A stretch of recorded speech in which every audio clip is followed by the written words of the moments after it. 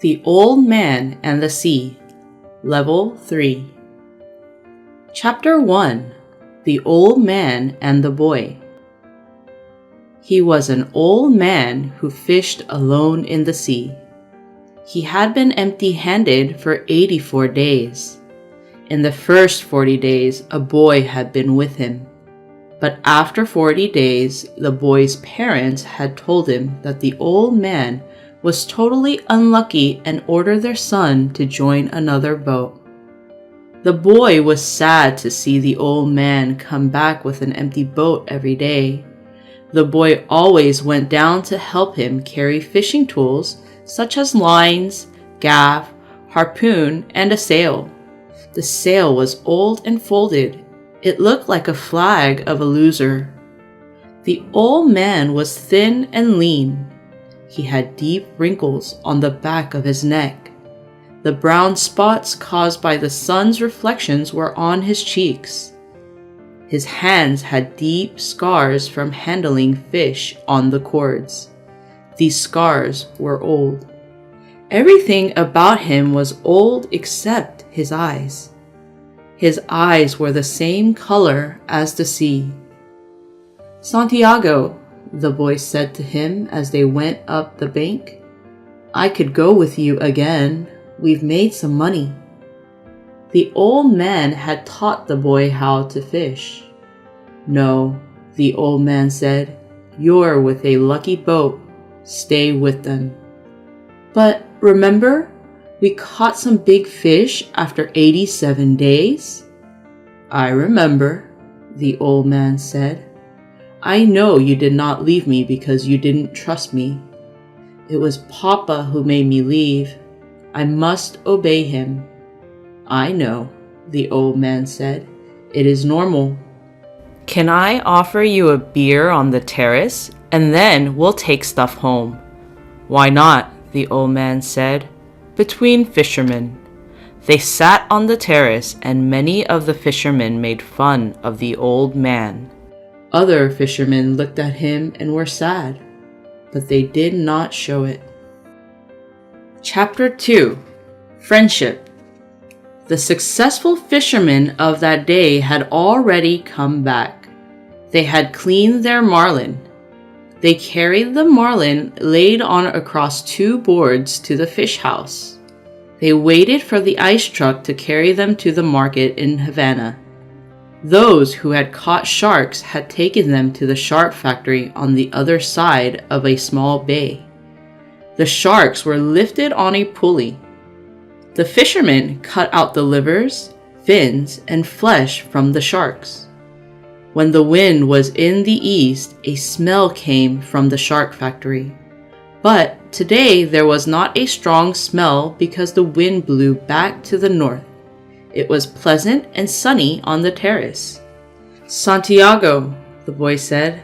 "Yes," the old man said. He was thinking while holding his glass. "Can I go out to get sardines for you tomorrow?" "No. Go and play baseball." "I would like to go. If I can't go with you, I would like to help you in some way." "You bought me a beer," the old man said. "How old was I when you first took me in a boat?" "You were 5, and you almost died when I caught a tough fish. Do you remember?" "I remember the tail slapping and the seat breaking and the clubbing sound. I remember you pushing me into the front of the boat for safety. I felt the whole boat move up and down." "Can you really remember that, or did I just tell it to you?" "I remember everything from when we first went together." The old man looked at him with loving eyes. "If you were my boy, I'd take you out," he said. "But you are your parents' son." "May I get the sardines? I know where I can get 4 baits too. I have mine left from today. I put them in salt in the box. Let me get 4 fresh ones." "1 is okay," the old man said. His hope and his confidence had never gone. "2, the boy said. "2, the old man agreed. You didn't steal them." "I would," the boy said, "but I bought these." "Thank you," the old man said. He knew he had achieved humility, but he was not embarrassed. "Tomorrow is going to be a good day with this current," he said. "Where are you going?" the boy asked. "Far out, to come in when the wind shifts. I want to be out before sunrise." "I'll try to get him to fish far out," the boy said. "Then if you catch big fish, we can come to help you." "He does not like to fish too far out. But I will see something that he cannot see and get him to come out after dolphin fish," the boy said. "Are his eyes that bad?" "He is almost blind." "It is strange," the old man said. "He never went turtling. Turtling strains the eyes." "But you went turtling for years and your eyes are good." "I am a strange old man." "But are you strong enough to catch a huge fish?" "I think so, and there are many tricks." "Let us take the stuff home," the boy said, "so I can get the cast net and catch the sardines." They picked up the stuff from the boat. The old man carried the mast, and the boy carried the wooden box with the lines, the gaff, and the harpoon. The box with the baits and the club left on the boat. No one would steal from the old man, but it was better to take the mast and the wooden box home. Chapter 3: The Shack. They walked up the road together to the old man's cottage and went in through the open door. The old man leaned the mast against the wall, and the boy put the box and the other things beside it. The mast was almost as long as the one room of the cottage. The cottage was made of the tough bark of the royal palm, which is called guano, and in it there was a bed, a table, one chair, and a place to cook on the dirt floor. On the brown wall there was a picture in color of the Sacred Heart of Jesus and another of the Virgin of Cobra. These belonged to his wife. Once there was a photo of his wife on the wall, but he took it off. The old man's clean shirt was on the shelf in the corner. "What do you have to eat?" the boy asked. "A pot of yellow rice with fish. Do you want some?" "No, I will eat at home." "Do you want me to make the fire?" "No, I will make it later on. Or I may eat the rice cold." "May I take the cast net?" "Of course." There was no cast net and no pot of yellow rice and fish, but they went through this fiction every day. 85 is a lucky number," the old man said. "How would you like to see me catch a fish that's over 1,000 pounds?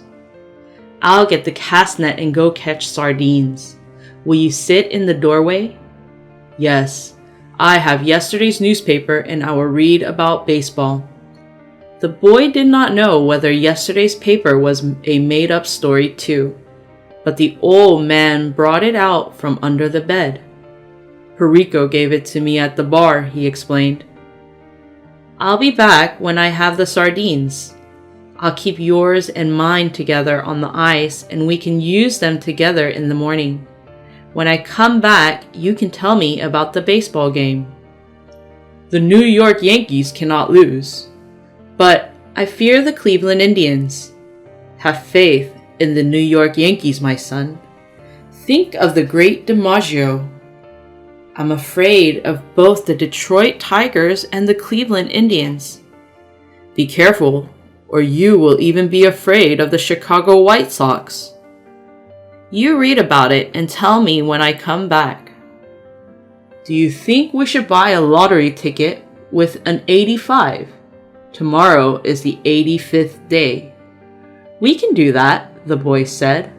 "But what about the 87 of your great record?" "It could not happen twice. Do you think you can find an 85? "I can order one. One sheet. That's $2.50. Keep warm, old man, the boy said. Remember, we are in September. This is the month when the great fish come, the old man said. Anyone can be a fisherman in May. I will go get the sardines now, the boy said. When the boy came back, the old man was asleep in the chair and the sun had set. The boy took the old army blanket off the bed and spread it over the man's shoulder. The old man's shoulder and neck were still strong, though they were very old. His old skin did not show so much because his head had fallen forward. His shirt had been repaired so many times.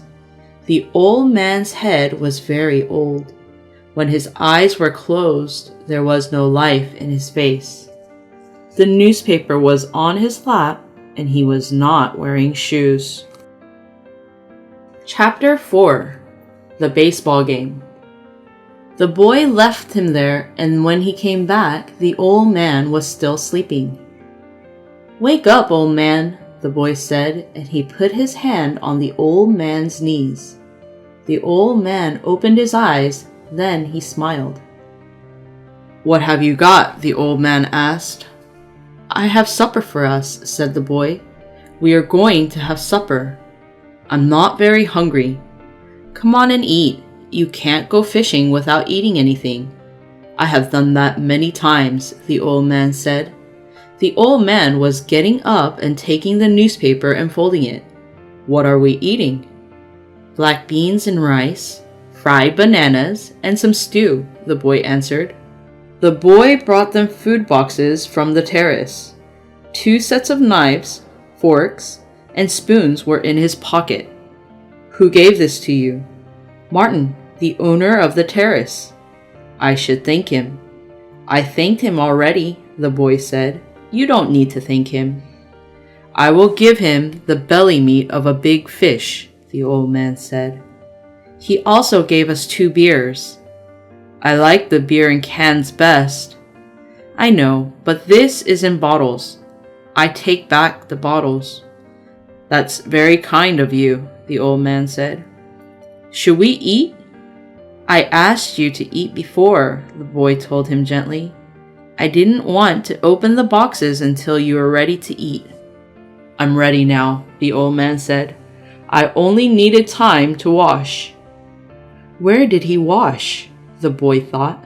The village water supply was 2 streets down the road. I should prepare water for him.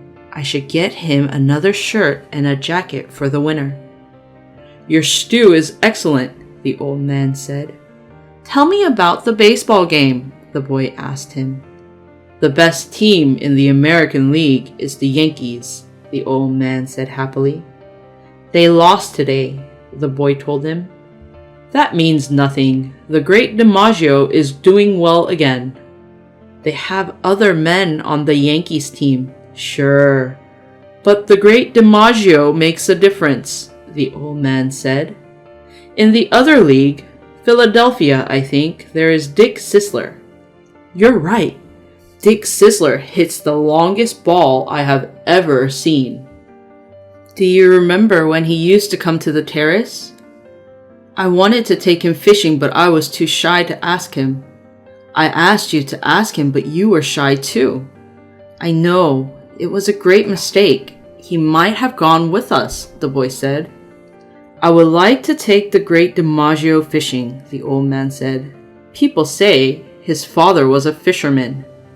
Maybe he was as poor as we are. The great Sisler's father was never poor. He was already a baseball player at my age. When I was your age, I went to Africa on a ship with a 4-sided sail, and I saw lions on the beaches.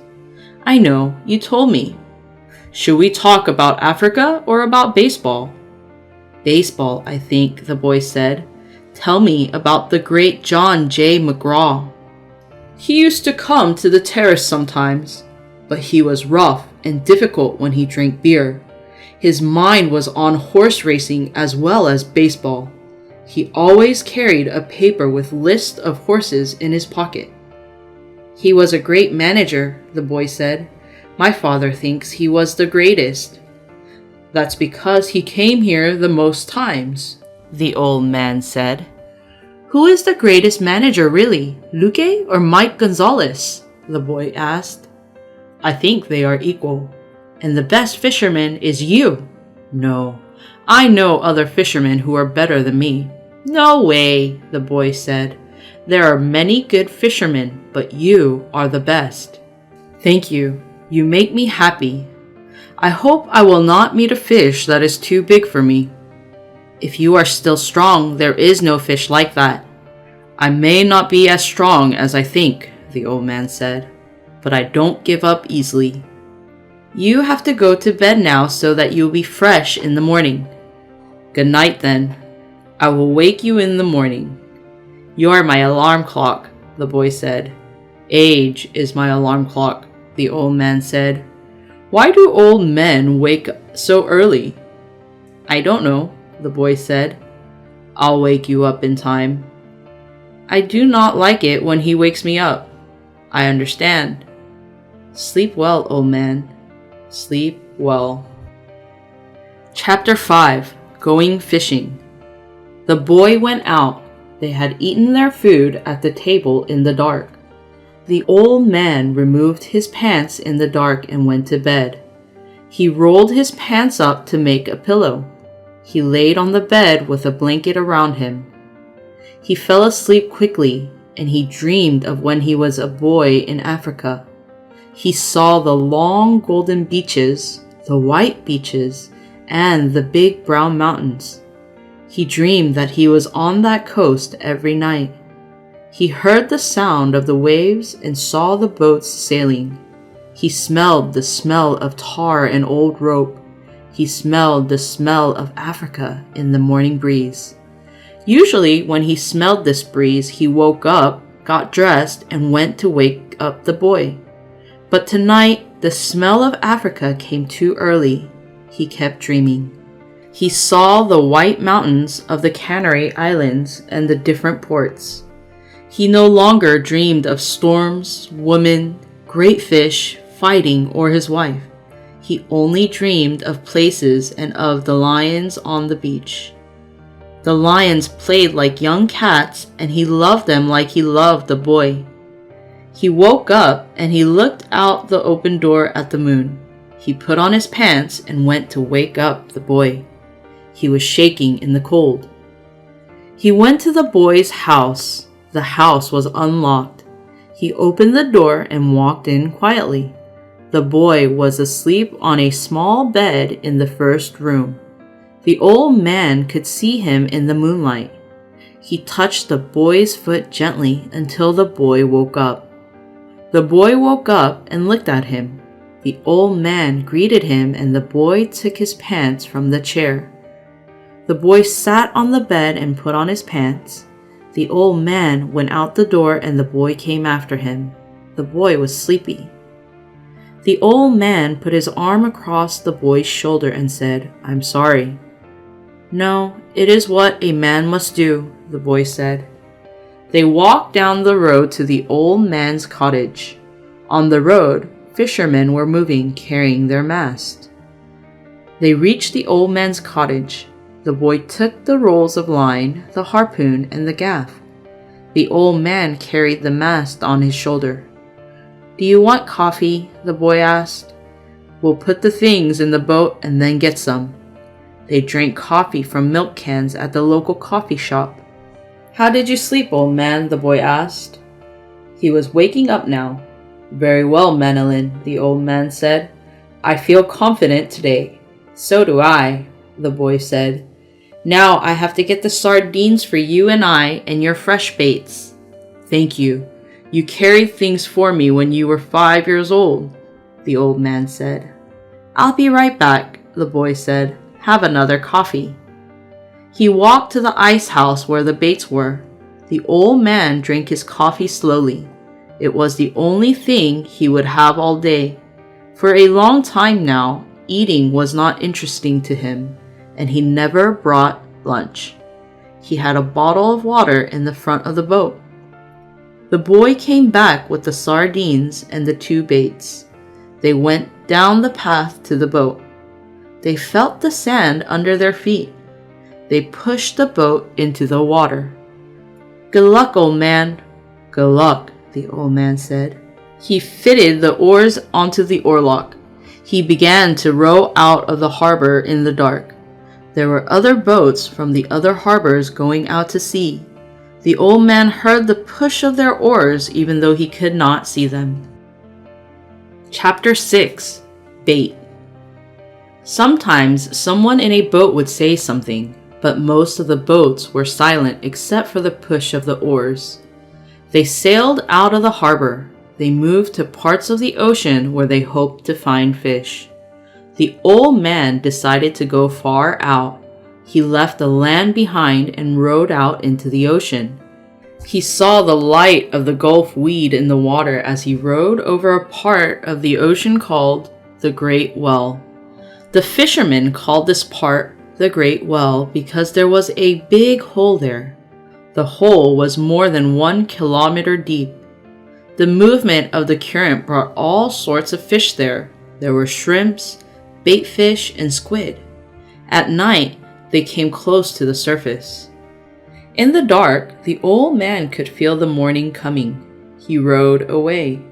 He heard the sound of the flying fish jumping out of the water. Their hard wings made sounds as they flew away. The flying fish were his friends on the ocean, and he liked them. He was sorry for the birds, especially small birds called sea swallows. They were always looking, but rarely finding fish. He thought that the birds have a harder life than us, except for the big birds. Why were these birds weak and small? For small birds, the sea was cruel.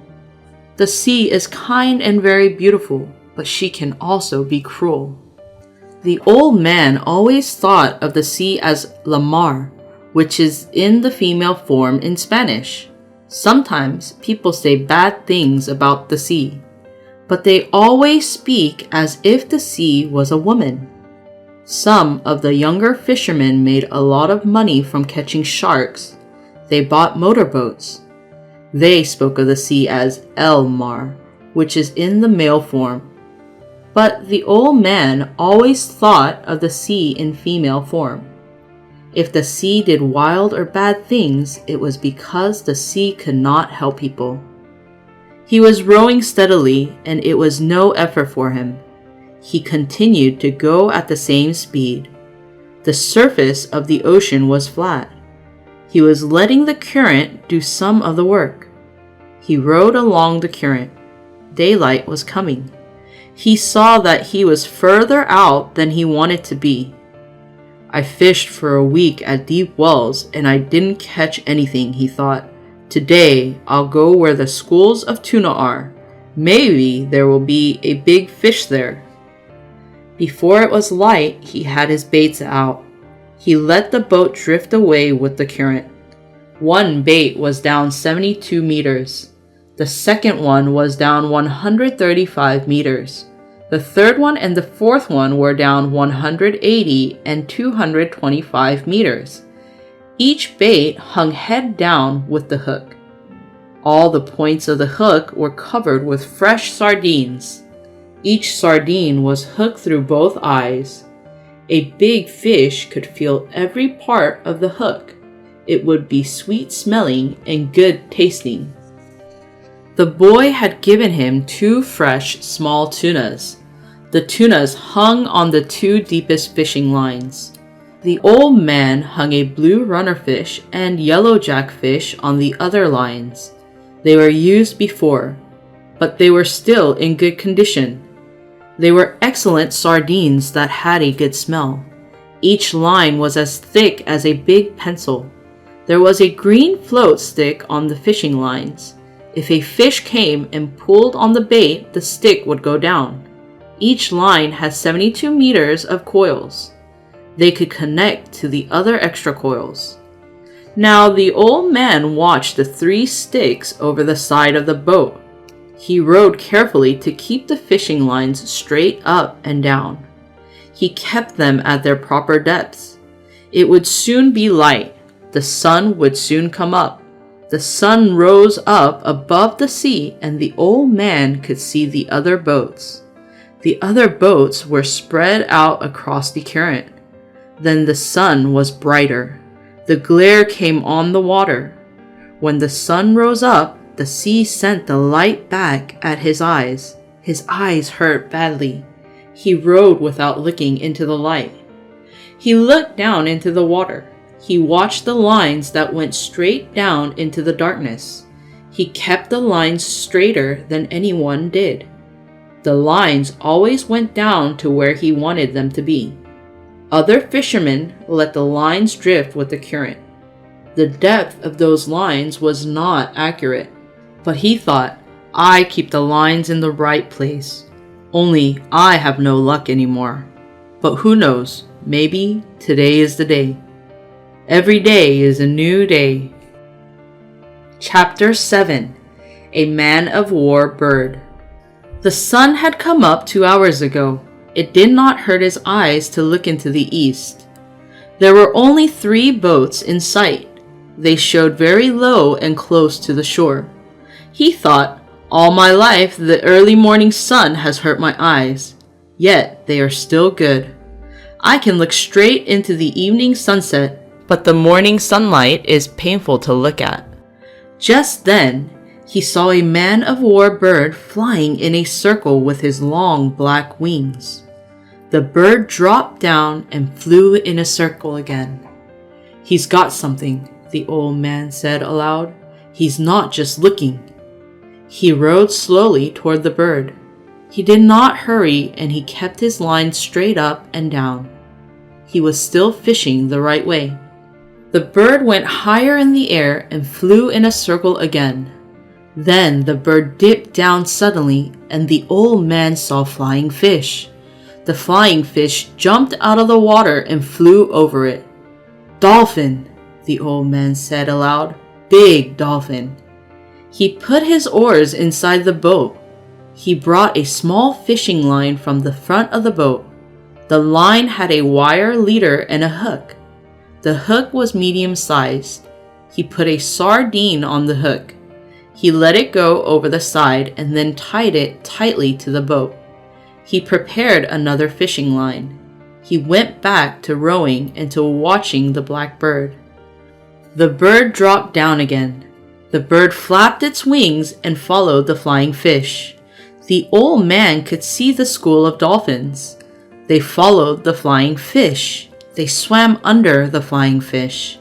He thought, it is a big school of dolphins. They're going to catch the flying fish. The bird has no chance to get the flying fish. The flying fish are too big for the bird. He watched the flying fish jump out of the water again and again. He also watched the bird moving and not catching anything. The school of dolphins went away from me, he thought. They are moving too fast. They are going out far, but maybe I will catch some extra fish behind them. Maybe my big fish is around them.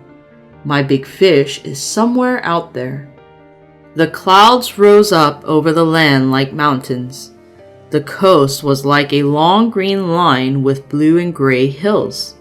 The water was a dark blue color now. It was almost purple. He saw the red plankton in the dark water. Now the light shining down from the sun was strange. He checked the fishing lines. He was happy to see so much plankton because it meant that fish were there. The sun was shining. It was shining strange light onto the water. The sun was higher and the clouds looked like mountains. This meant the weather was good. But the bird was almost out of sight. There was nothing to see on the surface of the water. Some yellow seaweed and a large purple jellyfish were there. The jellyfish floated like a bubble. The long purple arms of the jellyfish stretched out far behind it. This is bad water, the man said. You are sneaky. He looked down into the water while he rowed softly. He saw the tiny fish that were the same color as the jellyfish. The tiny fish swam between the jellyfish. They were safe from the jellyfish's poison. But humans cannot handle the poison. Sometimes these jellyfish would stick to a line and hurt the old man's hands. The jellyfish made beautiful bubbles with rainbow colors, but they were very tricky. The old man loved to see the big sea turtles eating the jellyfish. When the turtles saw the jellyfish, they approached them from the front. Then the turtles closed their eyes and ate them all. The old man loved to see the turtles eat them. He also loved to walk over them on the beach after a storm. He loved green turtles and hawkbill turtles with their style and speed. They were valued at a high price, but he joked with the huge loggerhead turtles. Sometimes he liked the huge loggerhead turtles. Sometimes he didn't like them. He didn't have any ideas about turtles. He had hunted turtles for many years. Some of the turtles were as long as a boat and weighed 1 ton. He was sorry for them all. A turtle's heart will beat for hours after death, even if the turtle had been cut up. Most people don't care about turtles. The old man thought, "My feet, hands, and heart are like theirs." He ate some white turtle eggs to give himself strength. He ate the eggs to give himself strength so he could catch a really big fish. He also drank a cup of shark liver oil. Most fishermen hated the taste, but it was good for colds and good for the eyes. Chapter 8, Albacore. Now the old man looked up and saw the bird flying in a circle again. "The bird found fish," he said aloud. There was no flying fish. There was no bait fish. But the old man watched the sea. At that moment, a small tuna jumped out of the water and dropped back down head first. Another tuna jumped up, and another jumped up. Then the tuna jumped from all directions. They were circling and following the bait fish. He thought, "If they are not too fast, I will sail into this group of fish." He watched the school of tuna turning the water white and the bird trying to catch the fish. "The bird is a great help," the old man said. Just then, the fishing line moved. The line was stretched tightly under his foot. He dropped his oars. He started to pull up the fishing line. He felt the weight of the fish. He pulled up the line. It was a small tuna. He could see that the fish had a blue back and gold sides. He swung the fish over to the side and into the boat. The tuna lay in the back of the boat. The tuna was small. The tuna had a bullet shape. The tuna hit the boat with the quick-moving tail. The old man was kind. He hit the tuna on the head to make it faint, and he kicked it. "This is albacore," he said out loud. "It will be good for bait. It will weigh 10 pounds. He did not know when he started talking to himself. A long time ago, he sang songs alone at night in the fishing boats. He may have started talking out loud when the boy left. He did not remember. Even when they were fishing together, they spoke only when they had to. This is normal for people who went fishing. If the others heard me talking out loud to myself, they would think that I am crazy," he said. "But since I am not crazy, I do not care. And the rich men have radios. They can listen to the news and hear the baseball updates on the boat." Now is not the time to think of baseball, he thought. Now is the time to think of one thing, that is fishing. Maybe a big fish is around here. I picked up only one small tuna. The fish that I saw today moved fast and to the northeast. Is it a special time of day? Or is it because of the weather? I do not know. Now he could see the green of the shore. He could only see the tops of the hills. The hills looked like they were covered in snow. The clouds looked like high, snowy mountains. The sea was very dark and the light made prisms in the water. There was no plankton now because the sun was high. The old man only saw the deep prisms in the blue. His fishing lines went into the water. Chapter 9: Encounter. The tunas were gone. The fishermen called all of that kind of fish tuna. They only called them their correct names when they were selling or trading for baits. Now the sun was hot. The old man felt it on the back of his neck and felt the sweat drip down his back. I could just drift, the old man thought. I could get some sleep, but I should catch a big fish. Just then he saw the green stick go down suddenly. Yes, he said, yes. He put his oars inside the boat quietly. He reached out for the fishing line. He held it softly between his thumb and finger. He did not feel any weight or pressure. A little later, he felt something pulling the line. He knew what it was. It was a marlin eating the sardines that covered the hook. The old man held the line carefully and softly, and he untied the line from the stick with his left hand. This fish must be huge this time, he thought. Eat the baits, fish. Eat them. Please eat them.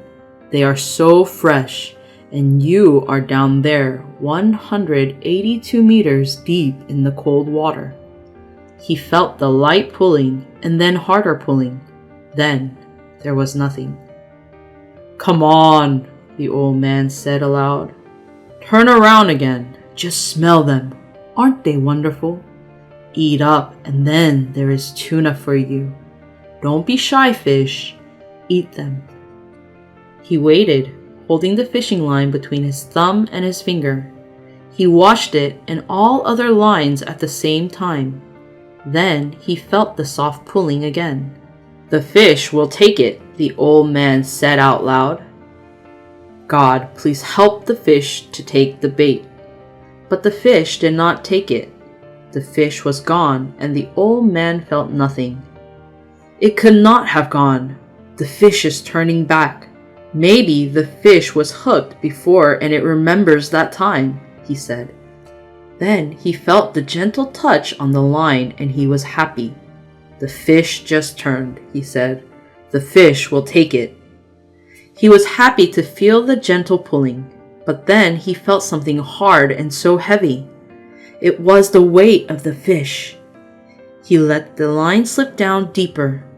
The fishing line unrolled and used the extra fishing lines. The fishing line went down. It slipped lightly through the old man's fingers. He still felt the weight of the big fish. What a fish, he said. The fish has the bait in the side of his mouth. Then the fish will swallow the bait, he thought. He did not say that because he knew that if he said something good, it might not happen. He knew what a huge fish this was. He thought of it moving away with the tuna in its mouth. At that moment, he felt the fish stop moving, but the line was still heavy. Then the weight increased and he let out more line. He felt the fishing line go straight down. The fish took it, he said. Now I will let the fish enjoy his meal. He let the line slip through his fingers. He prepared extra fishing lines with his left hand. Now he was ready.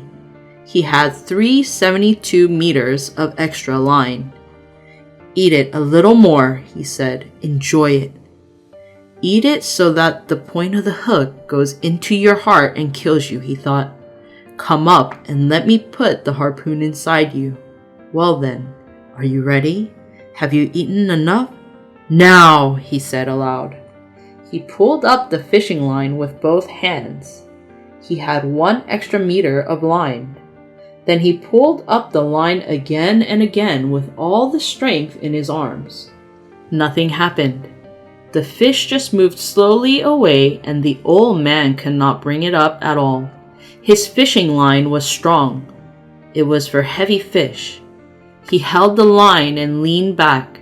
The line was so tight. Then the line made a hissing sound in the water. The boat began to move slowly. It sailed northwest. The fish moved ahead.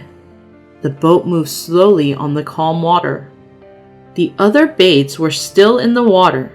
The old man could not do anything. "I wish the boy was here with me," the old man said out loud. "A fish is pulling my boat. I could tie the line to the boat, but the fish could break the line. I have to hold on. Thank God the fish is not going down. What will I do if the fish goes down? I don't know. What if the fish goes down to the ocean floor and dies? I don't know, but I'll do something." He held the line against his back and watched it.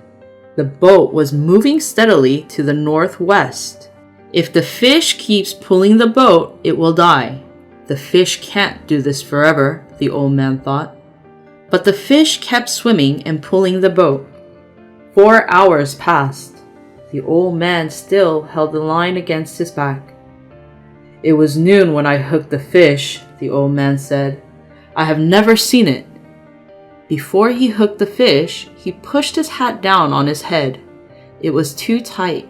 His hat hurt his forehead. He was thirsty too.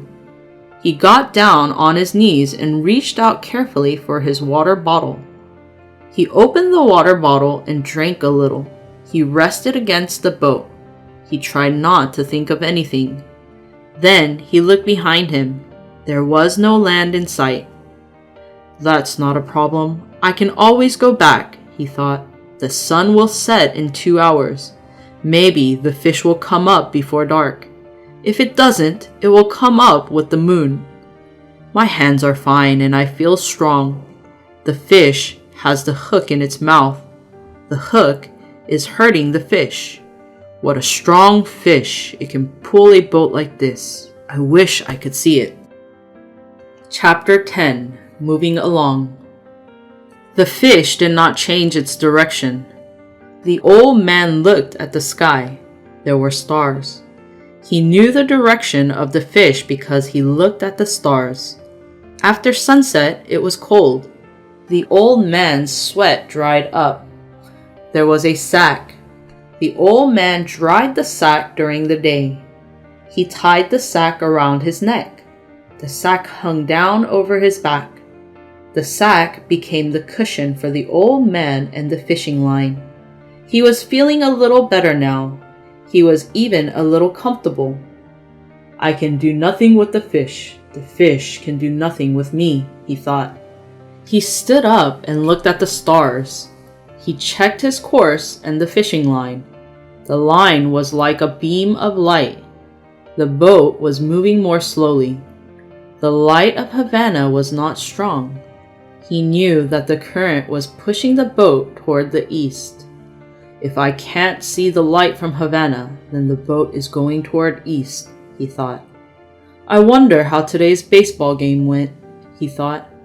"It would be nice to go fishing with a radio." Then he thought, "Focus on what you're doing." Then he said out loud, "I wish I had the boy here. I wish he could help me. I wish he could see this." Old people should not be alone, he thought. "I must remember to eat the tuna tomorrow. I need to keep strong," he said to himself. 2 porpoises followed the boat during the night. He could hear the noise of porpoises. He could tell the difference between the sounds of the male and female porpoises. "They are good," he said. "They are playful and they like games. They are our brothers, like the flying fish." Then he began to think of the fish. He felt sorry for the big fish. "This fish is wonderful and strange. How old is this fish?" he thought. "I have never had such a strong fish. The fish isn't jumping around. It must be smart. Maybe the fish has been hooked a lot. It knows how to fight. The fish does not know that I'm an old man, but what a great fish. I can get a good price for the fish meat at the market. The fish bit the bait like a male. The fish has no fear," he thought. He remembered the time he had caught 1 pair of marlin fish. The male fish always gives food to the female fish first, so the man hooked a female marlin. The female marlin got scared. She fought a wild fight. She became tired after that. But the male fish stayed with the female fish. The male fish's tail was very sharp. The old man was afraid that the male fish would cut the line with his tail. The old man grabbed the female fish. When the old man hit the female fish, the male fish stayed with the female fish. The male fish saw them bring the female fish onto the boat. The old man was clearing the lines and preparing the harpoon. The male fish jumped and went away. The male fish was beautiful, the old man remembered. He stayed with the female. That was the saddest thing I ever saw with those fish, the old man thought. I wish the boy were here, he said out loud. He leaned against the front of the boat. He felt the strength of the fish through the fishing line. The boat was still moving forward. The old man did not know where they were going. You, the fish, are the one who's been caught by me. Make your choice, the old man thought. Your choice was to stay in the deep water. My choice was to go there to find you. Now we are joined together. There is no one to help either one of us. I was born to be a fisherman. I must remember to eat the tuna in the morning. Chapter 11. Tug of War. Before it was light outside, something took one of the baits. The old man heard the stick break, and he heard the movement of the fishing line.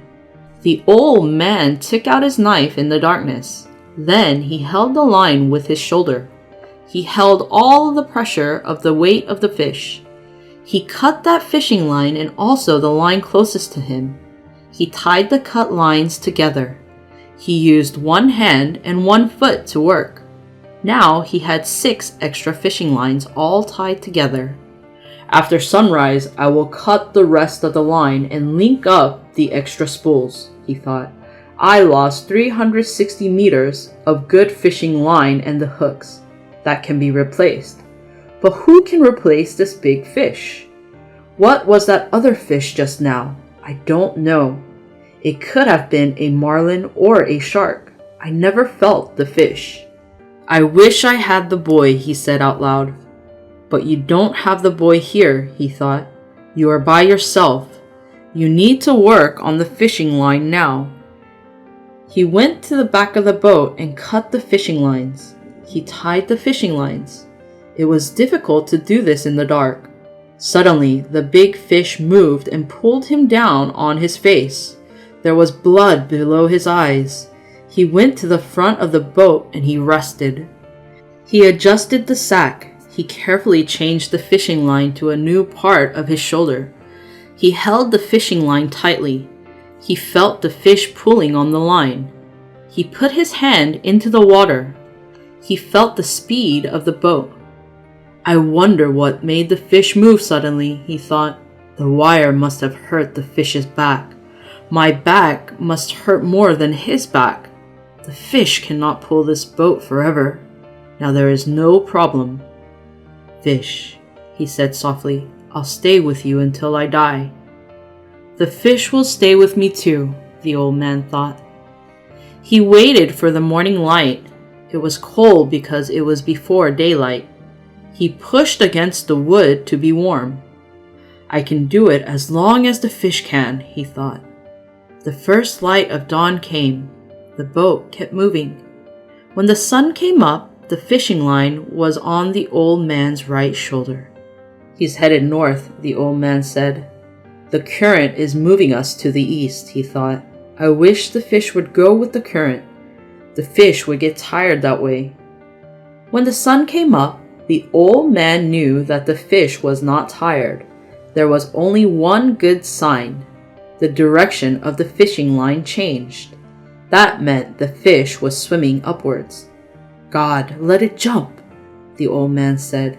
I have enough line to catch it. If I pull the fishing line, the fish will jump up, he thought. He tried to tighten the fishing line, but the fishing line was already too tight. He felt the stiff line as he leaned back to pull it. I should not pull it, he thought. If I pull it, the hook will come loose. When the fish jumps, it might throw the hook. Anyway, I feel better now. I do not have to look into the sun. There was yellow weed on the fishing line. It became a heavier burden the fish dragged around. The yellow weed made a glowing light in the night.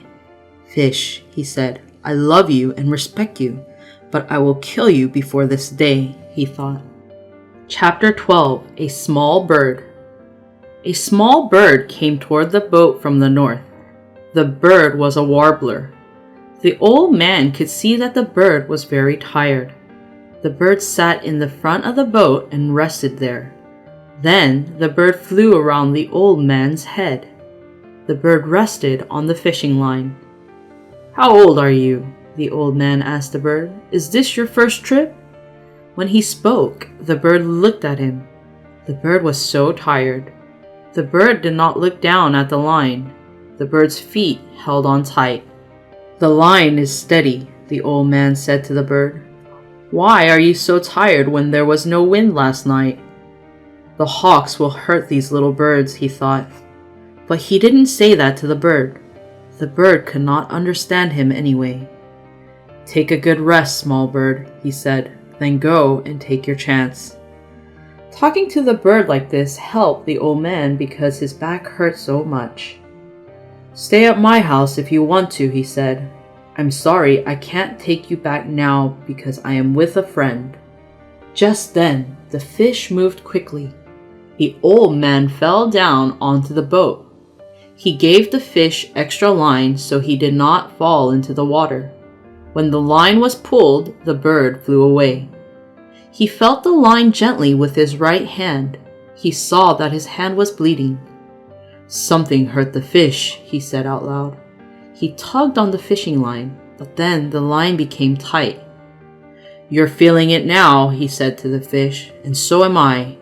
He looked around for the bird. He wanted the bird to be with him. The bird was gone. You did not stay long, he thought. It will be difficult to get to land. How did I fall down with that one pull, he thought. I must be losing my mind. Or maybe I was thinking about the small bird. Now I will think about my work. I need to eat the tuna. I wish the boy were here. I wish I had some salt, he said out loud. Chapter 13. Left Hand. The old man shifted the line to his left shoulder. He got down on his knees.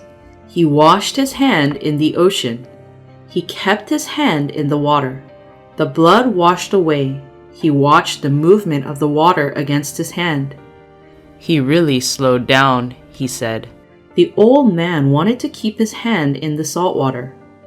He was afraid that the fish might move. He stood up and held his hand up to the sunlight. The cut on his hand was not deep. It was only a burn from the line. But it was in an important part of his hand. The old man was upset because more work would start soon and he needed his hand. I need to eat the small tuna now, he said when his hand was dry. I can reach the fish with the gaff. He found the tuna in the boat. He dragged in the tuna with the gaff to him. He held the fishing line with his left shoulder again. He also used his left hand and arm. He took the tuna off the gaff. He put a knee on the tuna. He cut the tuna from the back of the head to the tail. He cut the tuna into 6 pieces. He put them in front of the boat. He cleaned off his knife on his pants. He threw the rest of the tuna into the sea. I don't think I can eat all of this piece of fish, he said. He moved his knife across the piece. The fishing line was still tight. His left hand was cramped. He looked at his hand and felt sick. What is happening to my hand? He said. Why do you have a cramp hand? Fine. Make yourself into a claw. This will not be good for you. He looked down into the water at the fishing line. Eat the tuna now and it will make your hand strong, he thought. My hand did not cause this. My hand has been working for many hours with the fish. He picked up a piece of fish and put it in his mouth. He chewed it slowly. It tasted good. This would be good to eat with some lemon or salt, he thought. How do you feel, hand? He asked his cramped hand that was very stiff. I'll eat some more for you. He ate the other part of the piece of fish. He chewed it gently. How are you, hand? Is it too early to ask you? He ate another piece. The tuna is a strong and hearty fish, he thought. I am happy to have a tuna instead of a dolphin. Dolphin meat is too sweet, but the tuna is not sweet. But in that moment, he could not be fancy. He had to be practical. I have no salt. The fish might dry in the sun or the fish might go bad. I don't know what will happen. I am not hungry, but I have to eat all of this tuna. I will eat all of the tuna. I will be ready, he thought. Be patient, hand, he said. I am doing this for you. I wish I could feed the fish, he thought. The fish is my brother, but I must kill the fish. He slowly ate all the pieces of fish. He stood up straight and wiped his hand on his pants. Hand, you can let the fishing line go, he said. I will hold the line with just my right arm. He put his left foot on the heavy line. He rested against the strength of the line with his back. God, help my hand to recover, he said. I don't know what the fish is going to do. The fish is peaceful, he thought. What is the fish's plan? What is my plan? My plan will follow the fish's plan, because the fish is huge. If the fish jumps, I can kill it. If the fish stays down there forever, I will stay down with it forever. He rubbed the cramped hand against his pants. He tried to warm up his fingers, but they would not open. Maybe my hand will open when the sun comes up high, he thought. Maybe my hand will open when I digest the tuna. If I have to use my hand, I will open it. But I don't want to force it open. I should let it open slowly. I used this hand too much in the night. Chapter 14. Jumping Up. He looked across the sea. He knew how alone he was now, but he could see rainbow shapes in the deep water. The clouds were coming together in the sky. He saw a group of wild ducks. The birds were spread out in the sky. Then they gathered together. He knew no man was ever alone on the sea. Some men are afraid of being far from the land in a small boat, he thought. Sometimes there is bad weather out on the sea. It's the time of year for hurricanes. But if there are no hurricanes, the weather is nice. If there is a hurricane coming, you can see changes in the sky. But it is hard to see these changes on land. The changes on land are different. But there is no hurricane now. He looked at the sky. He saw wide clouds and thin clouds. The clouds looked like piles of ice cream. What a nice breeze, he said. This is a great day for me. His left hand was still cramped. It was opening little by little. I hate cramps, he thought. My own body let me down. It's a shameful thing to have a stomach problem in front of people, but a cramp makes me feel ashamed of myself. If the boy were here, he could rub my hand and my arm for me, he thought. But it will be okay soon. He felt the difference in the pull of the line with his right hand. He saw the fishing line move. He leaned against the line. He hit his left hand on his leg. The fish is coming up, he said. Move, hand. Please move, hand. The fishing line rose up slowly. The surface of the ocean splashed in front of the boat. The fish came out. He was bright and his head and back were dark purple. The stripes on his sides were a light purple color.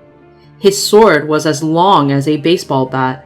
He came up from the water, then he went back into the water peacefully. The man saw the huge tail of the fish. The fish is 0.6 meters longer than the boat, the old man said. The fishing line went down fast. The fish was not scared. The old man was trying to hold the fishing line with both hands. He knew that if he could not slow the fish down, the fishing line would break. "He is a huge fish. I must catch him," he thought. "I must never let him know that he is very strong.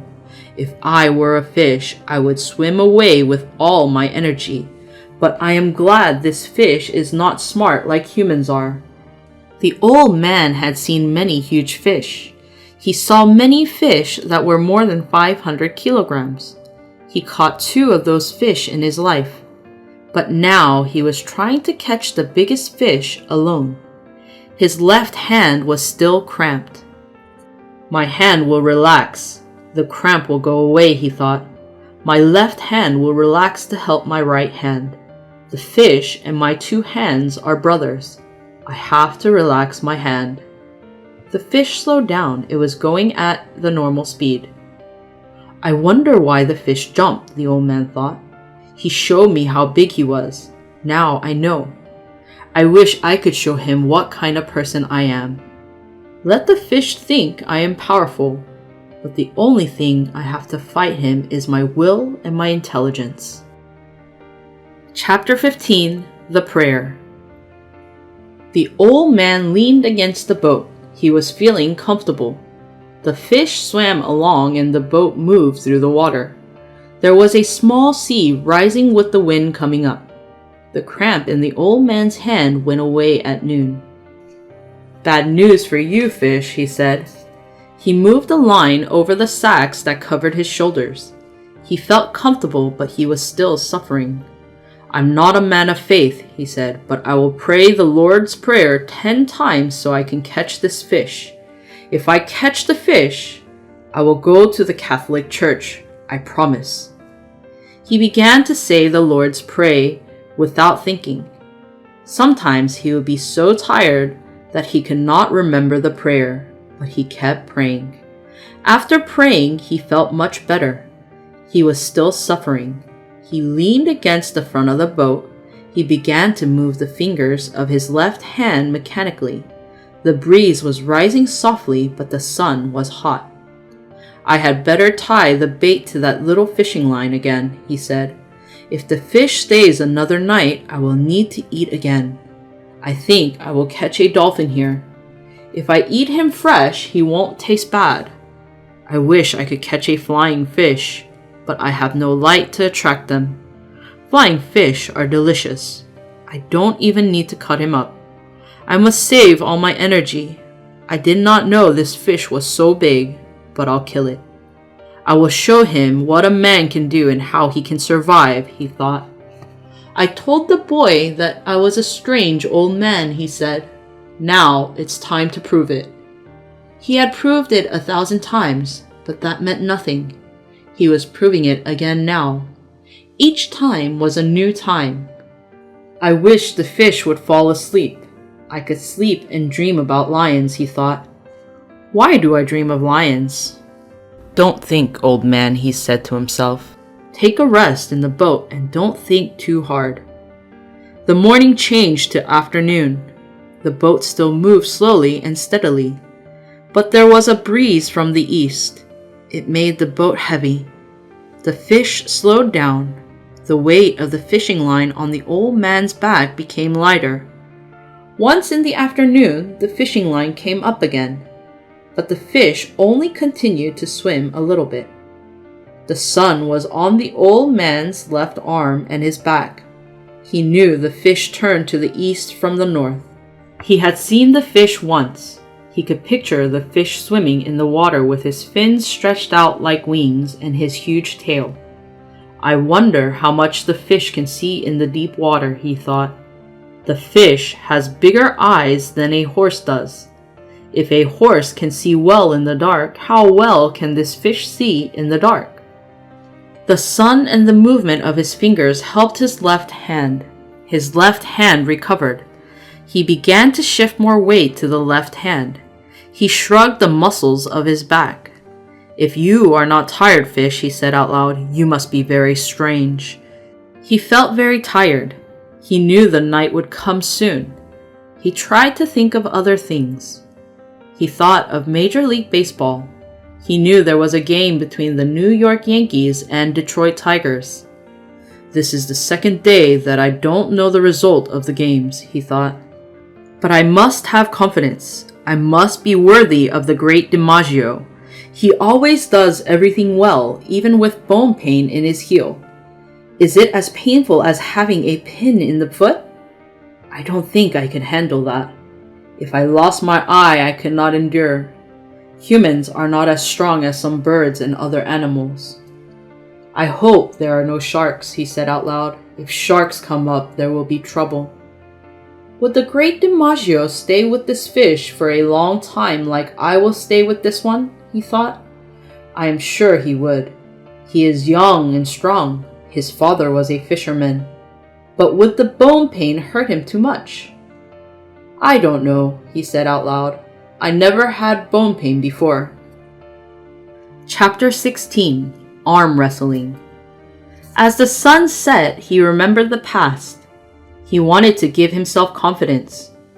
He remembered when he was in the bar. He played an arm wrestling game with a black man who was the strongest man. They arm wrestled for 1 day and 1 night. Their elbows were on the table and their forearms were straight. They gripped hands tight. Each one was trying to force the other's hand down. There was big money betting. People went in and out of the room under the lamplight. He looked at the black man's arm, hand, and face. There were referees who controlled the game and made sure the rules were followed. The referees changed every 4 hours. Blood came out from their fingernails as they wrestled. They looked at each other in the eye and looked at their hands and forearms. People went in and out of the room and sat on chairs near the wall and watched. The wooden walls were painted bright blue. The lamps made shadows on the walls. The black man's shadow was huge. The lamps kept moving with the breeze. Shadows moved as the lamps moved. The winner would change back and forth all night. People gave some beer and cigarettes to the black man. The black man tried very hard. The old man, who was not an old man at the time, was nearly 8 centimeters off balance. But the old man raised his hand up again. The old man was sure that he could win against the black man, who was a great athlete. The morning came. The people wanted the game to be a draw. The referee also agreed. The old man suddenly tried his best and forced the black man's hand down. The black man's hand touched the table. The game started on a Sunday morning and ended on a Monday morning. Many people asked for a draw. They had to go to work on the docks or go to work at the Havana Coal Company. If they did not have work, everyone would have wanted the game to go on until it finished. But the old man won and finished the game on time. For a long time after that, everyone had called him the champion, and there had been a return game in the spring. But people did not bet very much. He won the game again quite easily. After that, he played a few games. Then, he had stopped playing games. He could win against anyone if he wanted to. He decided that the games were bad for his right hand for fishing. He tried a few games with his left hand, but his left hand always disappointed him. He did not trust his left hand. The sun will warm my hands, he thought. I don't want to get a cramp again. I have to stay warm tonight. I wonder what will happen tonight. An airplane passed overhead. The plane was going to Miami.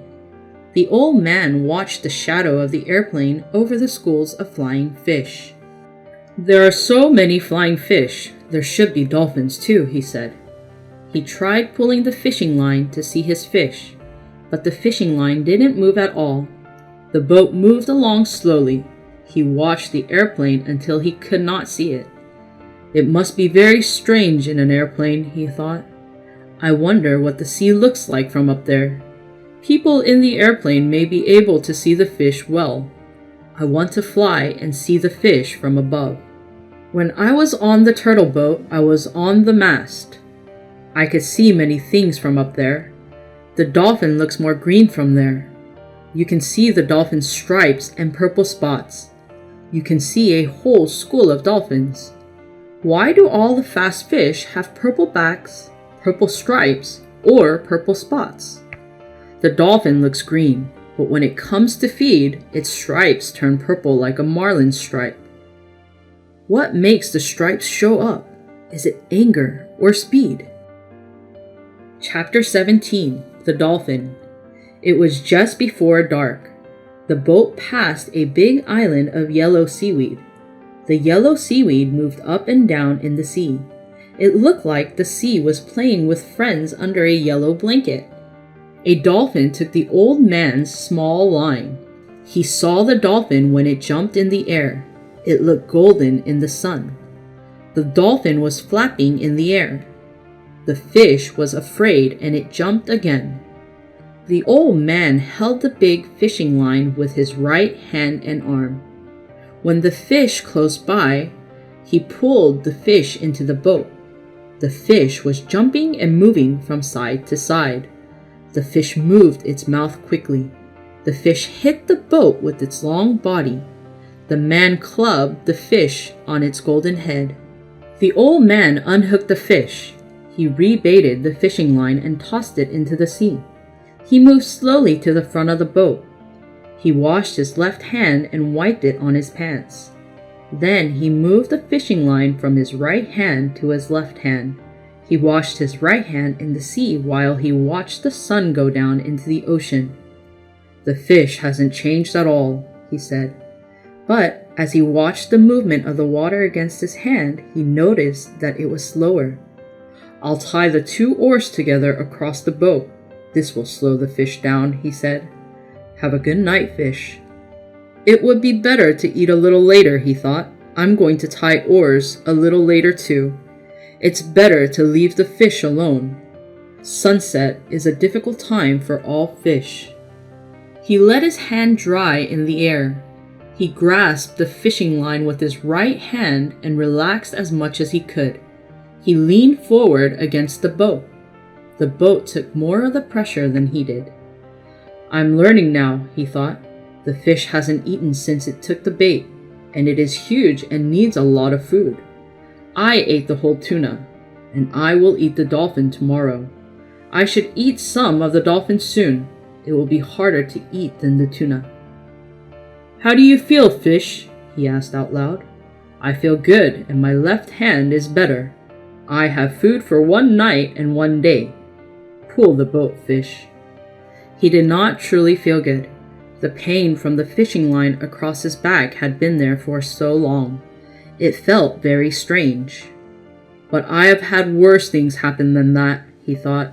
My hand has a little cut, but the cramp is gone from my left hand. My legs are doing better. I have enough food too. It was dark. The sun usually sets early in September.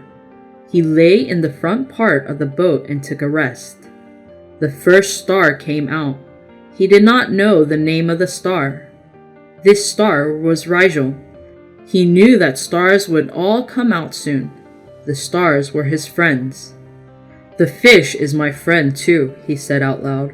I have never seen or heard of a fish like this, but I must kill this fish.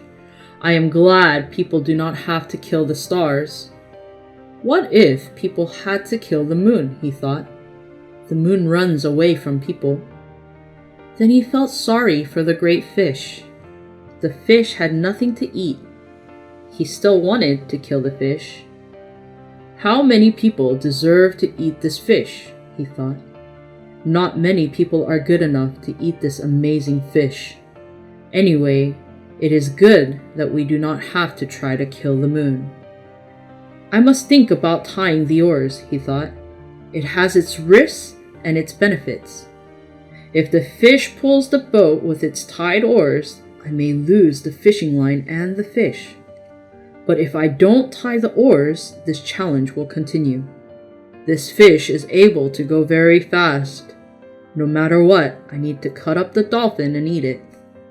I will rest for 1 more hour and then check on the fish. Then I will make the decision, he thought. Meanwhile, I can see if he shows any changes. Trying the oars is a good idea, but safety is more important. The fish still has energy. I saw that the hook was in the corner of his mouth.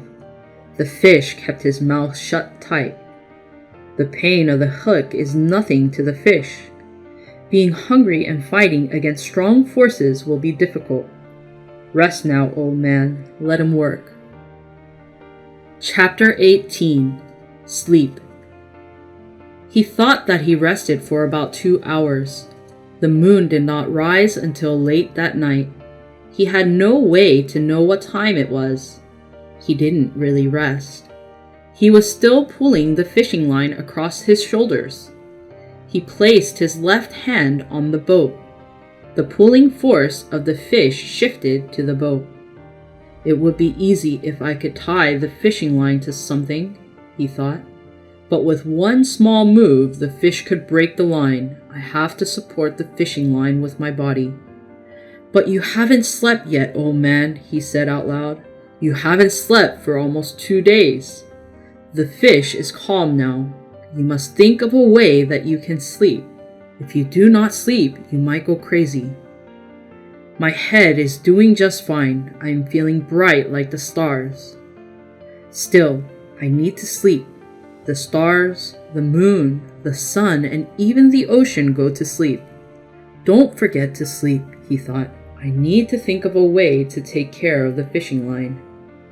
Now go back and prepare the dolphin. If you have to sleep, it is too dangerous to tie oars. I could go without sleeping, he told himself, but it would be too dangerous. He moved carefully to the back of the boat on his hands and knees. He thought he might be half asleep, but he did not want the fish to rest. The fish must pull the boat until it dies. In the back of the boat, the old man held the line tightly with his left hand. He pulled out his knife with his right hand. The stars were bright. He saw the dolphin clearly. He pulled the dolphin up from the bottom of the boat with a knife.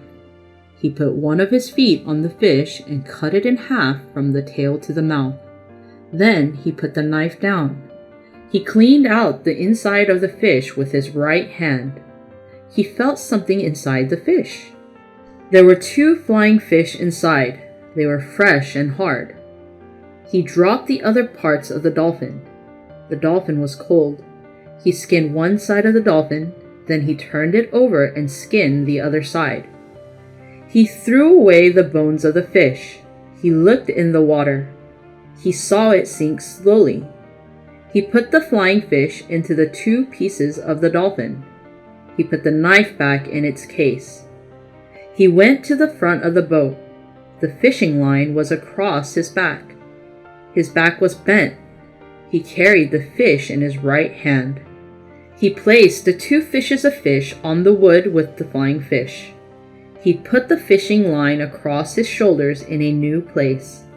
He held the line again with his left hand. He leaned over the side of the boat and washed the flying fish in the water. He felt the speed of the water against his hand. His hand was dirty from skinning the fish. He watched the flow of the water touching his hand. He rubbed his hand against the boat. The flow of the water was less strong. The particles of fish on his hand went into the water. The fish is getting tired, or the fish is resting, the old man said. Let me eat all of this dolphin, then I'll get some rest. Under the stars, with the night getting colder, he ate half of one of the pieces and one of the flying fish. Dolphin is delicious when it's cooked, and terrible to eat when it's raw. I will never go in a boat again without salt, he said. I should have put seawater on the boat when it dried. There would have been salt, he thought. But I did catch the dolphin in the evening. I did not prepare for this. Now I am done eating. The sky was getting cloudy in the east. The stars he knew were going away one by one. It looked like he was moving into a valley of clouds. The wind stopped. There will be bad weather, he said, but not tonight and not tomorrow. Get some sleep, old man. The fish is calm now. He held the fishing line in his right hand. He pushed his right hand with his thigh. He leaned all his weight against the boat. He moved the line a little lower and held it in his left hand. My right hand can hold the fishing line, he thought. If my right hand relaxes in my sleep, my left hand will wake me. This is difficult for the right hand. Even if I sleep for 20 minutes, it is good. He lay forward on the fishing line with all of his body. He fell asleep. Chapter 19. A Cut on the Hand. He did not dream of the lions. He dreamed of a school of porpoises. The school of porpoises was 8 to 10 miles wide. They would jump high into the air and return into the same spot. Then he dreamed that he was on his bed. There was a north wind. He was very cold. His head rested on his right arm instead of a pillow. He began to dream of the yellow beach.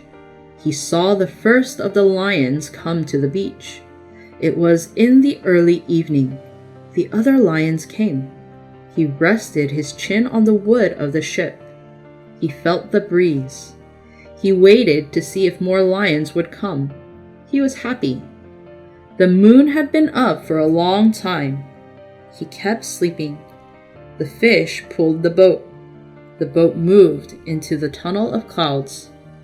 He woke up with his right fist punching his face. The fishing line slipped out through his right hand. He had no feeling in his left hand. He grabbed the line with his right hand, but the line rushed out. Finally, his left hand grabbed the line. He leaned back against the line. Then the line burned his back and his left hand. His left hand took all the pressure. He looked back at the spool of the fishing line. The line was moving. Just then, the fish jumped. It made a huge splash in the ocean and then it fell down. The fish jumped again and again. The boat and the fishing line were moving fast. The old man held on to the fishing line. He had been pulled down onto the boat. His face was on the flesh of the dolphin. He could not move. This is what we waited for, he thought. Let's take it. I will make the fish pay for the fishing line. He could not see the fish jumping. He only heard the splashing in the ocean. The fishing line was cutting his hands. He knew that this would happen. He tried to keep the line on the hard parts of his hand with his scars. He tried to keep the line from cutting the palms of his hands and his fingers. If the boy was here with me, he would put water on the spools of line, he thought. Yes, I wish the boy was here.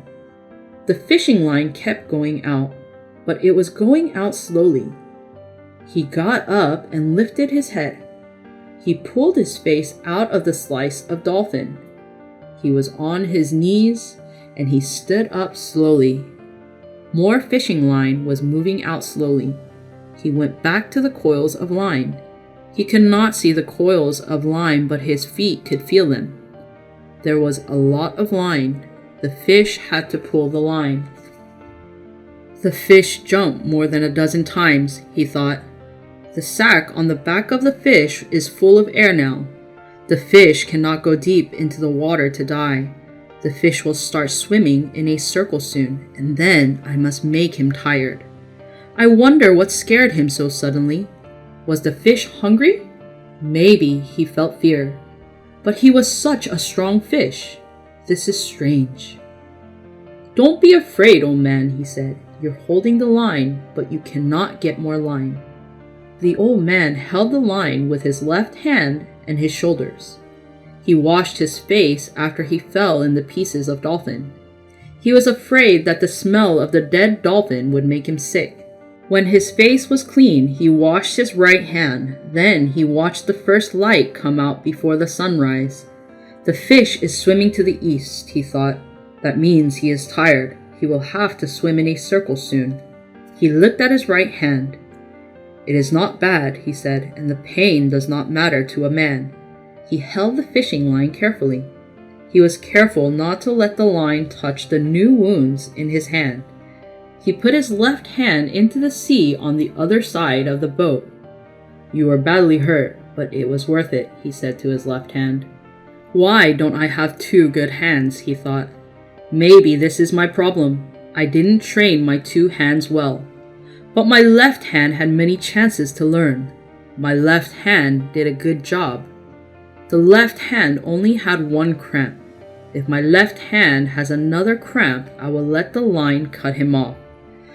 When he started to go crazy, he thought about chewing some more of the dolphin. But I can't, he told himself.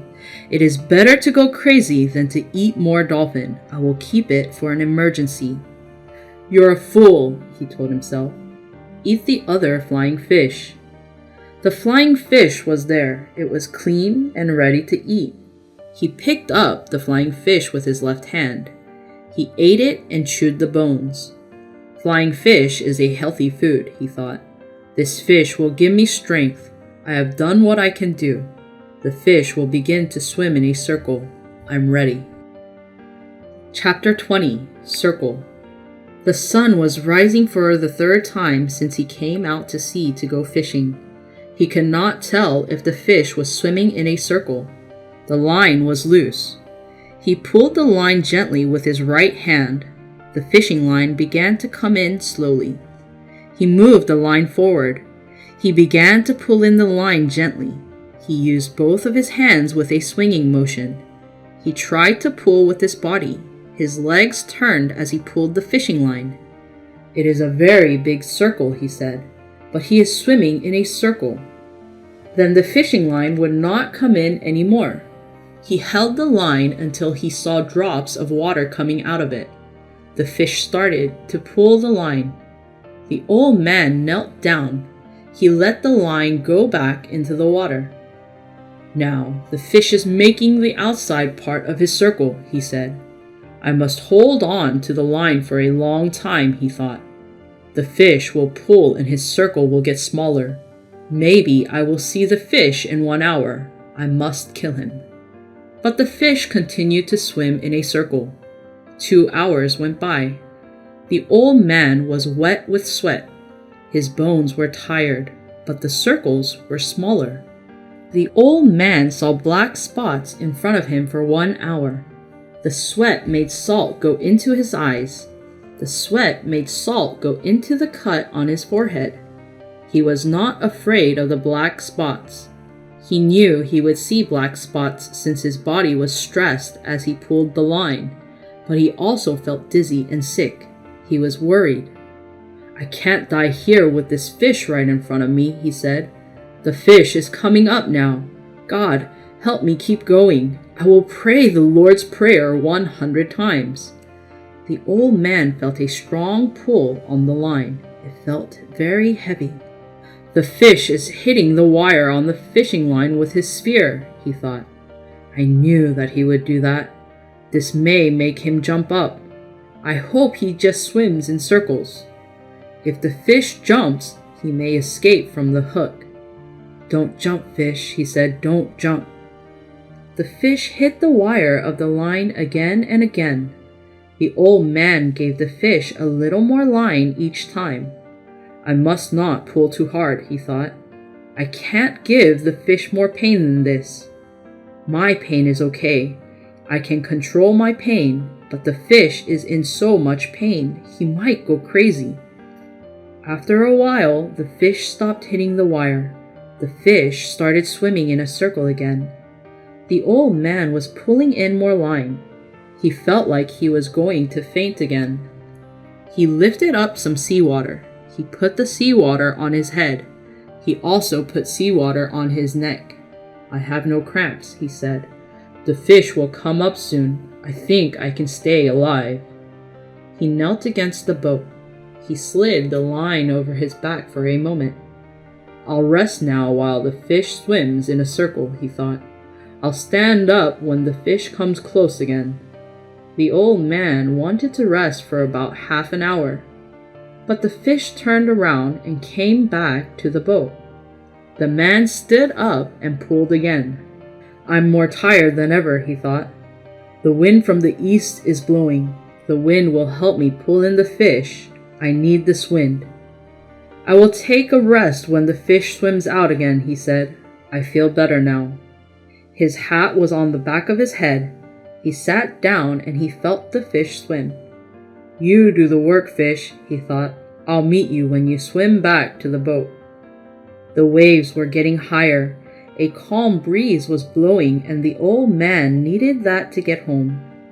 "I will go southwest," he said. "Cuba is a long island. I will find the shore." Chapter 21. The Death of the Marlin. The old man saw the fish as it swam around the boat. The fish swam around the boat a third time. He was so surprised. The fish was very long. "No, it can't be that big," he said. But the fish was that big. The fish came to the top of the water about 30 meters away from the boat. The man saw the fish's tail come out of the water. The tail was bigger than a tall sword, and it was a light purple color. The fish swam just below the top of the water. The man could see the huge body of the fish. The fish had purple stripes on his body, and his fins were stretched out. The old man could see the eye of the fish as it swam in a circle. 2 gray suckerfish were also there. The suckerfish swam around the big fish. Sometimes they were connected to the fish. Sometimes they were away from the fish. Sometimes they swam in the fish's shadow. They were more than 3 feet long. When they swam fast, they moved like smooth, long fish. The old man was sweating, but this was not from the sun. When the fish turned, the old man pulled in more line. He knew he would have a chance to put the fish with his harpoon. "I must make him come close to me," he thought. "I must poke the harpoon into his heart." "Be calm and strong, old man," he said. The next time the fish turned around, his back was out of the water. The fish was higher out of the water when he turned around again, but he was still too far away. The old man knew that the fish would come closer soon. His harpoon was ready. It had been ready for a long time. The harpoon was tied tightly to a rope and also tied to the boat. The fish continued to swim in a circle. It was calm and beautiful. The fish moved its great tail. The old man pulled on the line to bring the fish closer. For a moment, the fish turned a little on its side. "I turned the fish," the old man said. "I turned the fish." The man felt dizzy again. He held on to the fish as tightly as he could. "I made him turn over," he thought. "Maybe this time I can pull him over to the side of the boat." "Come on, hands, pull," he thought. "Hold on, legs. Keep going, head. You never gave up." But when the man pulled with all his strength, the fish turned and swam away. "Fish, you have to die sometime," the old man said. "Do you have to kill me too?" "That will not do anything," he thought. His mouth was too dry to speak. He could not reach for the water. "I must make him swim next to the boat," he thought. "I don't have much strength left." "No, you have strength," he told himself. "You still have strength."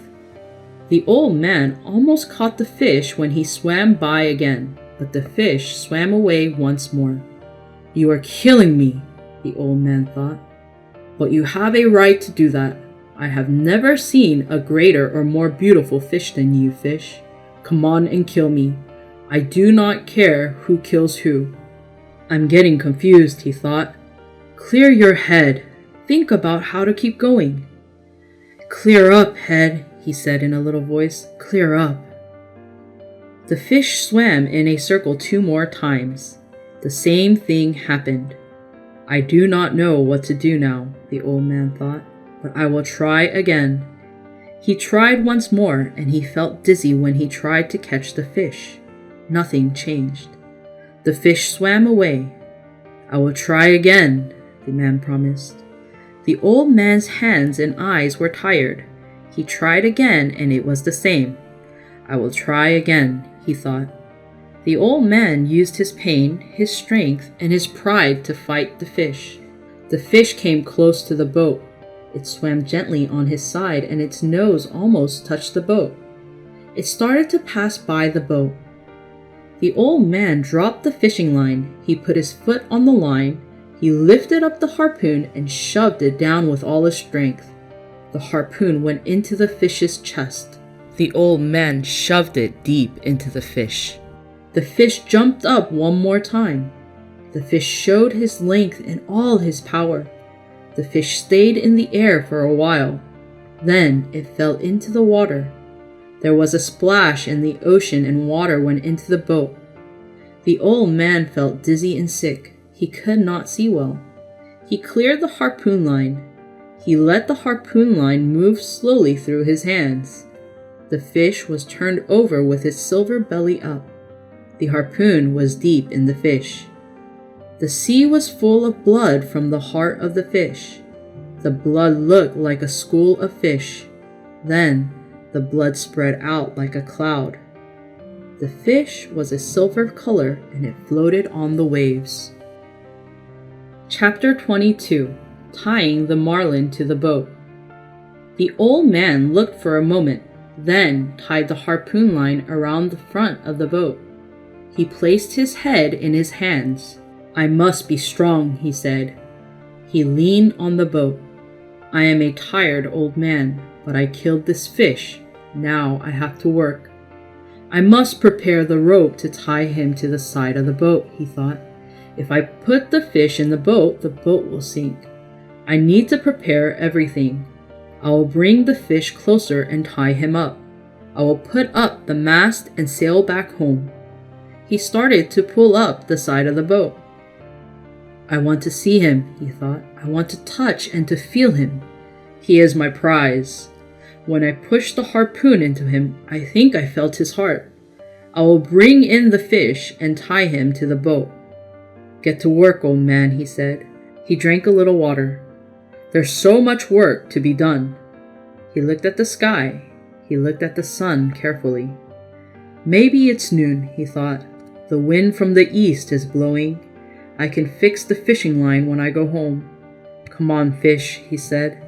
But the fish did not come. The old man pulled the boat up to the fish. When he was close to the fish, he looked at the fish's head. He could not believe how large the fish was. He untied the harpoon rope.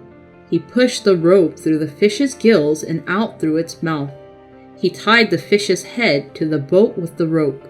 He tied the fish's tail to the back of the boat. The fish's color changed from purple to silver, but the stripes were the same color. The stripes were wider than a man's hand. The fish's eye looked empty. "That was the only way to kill him," the old man said. He felt better after he drank some water. His head was clear. "The fish is over 1,500 pounds, he thought. "If the head, tail, and fins are cut off, the fish will be 1,000 pounds. How much will it cost if it is 30 cents a pound?" "I need a pencil for that," he said. "My head is not that clear, but I think the great DiMaggio would be proud of me. I have no bone pain, but my hands and my back hurt." He tied the fish to the front and back of the boat. The fish was bigger than this boat.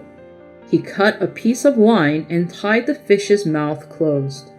He raised the mast and set up the sail of the boat. The boat began to move.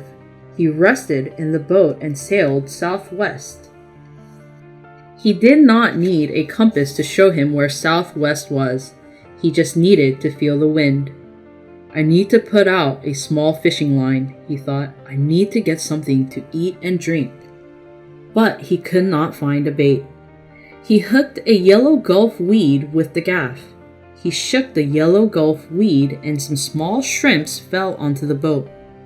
There were more than a dozen shrimps. The old man pulled off their heads with his finger. He ate all of them. He chewed up the shells and tails of the shrimps. The shrimps were small, but they were a healthy meal. They also tasted good. The old man still had 2 sips of water left. He drank half of 1 sip after drinking the shrimps. The boat was sailing well. He could see the fish. He could look at his hurting hands and feel the pain in his back. He knew that this was true. It was not a dream. When he fought the fish, he thought that maybe it was a dream. When the fish came out of the water and hung in the sky, he thought that he was dreaming again. He could not believe it. But now he saw everything. Now he knew the fish was real. The pain in his hands was not a dream.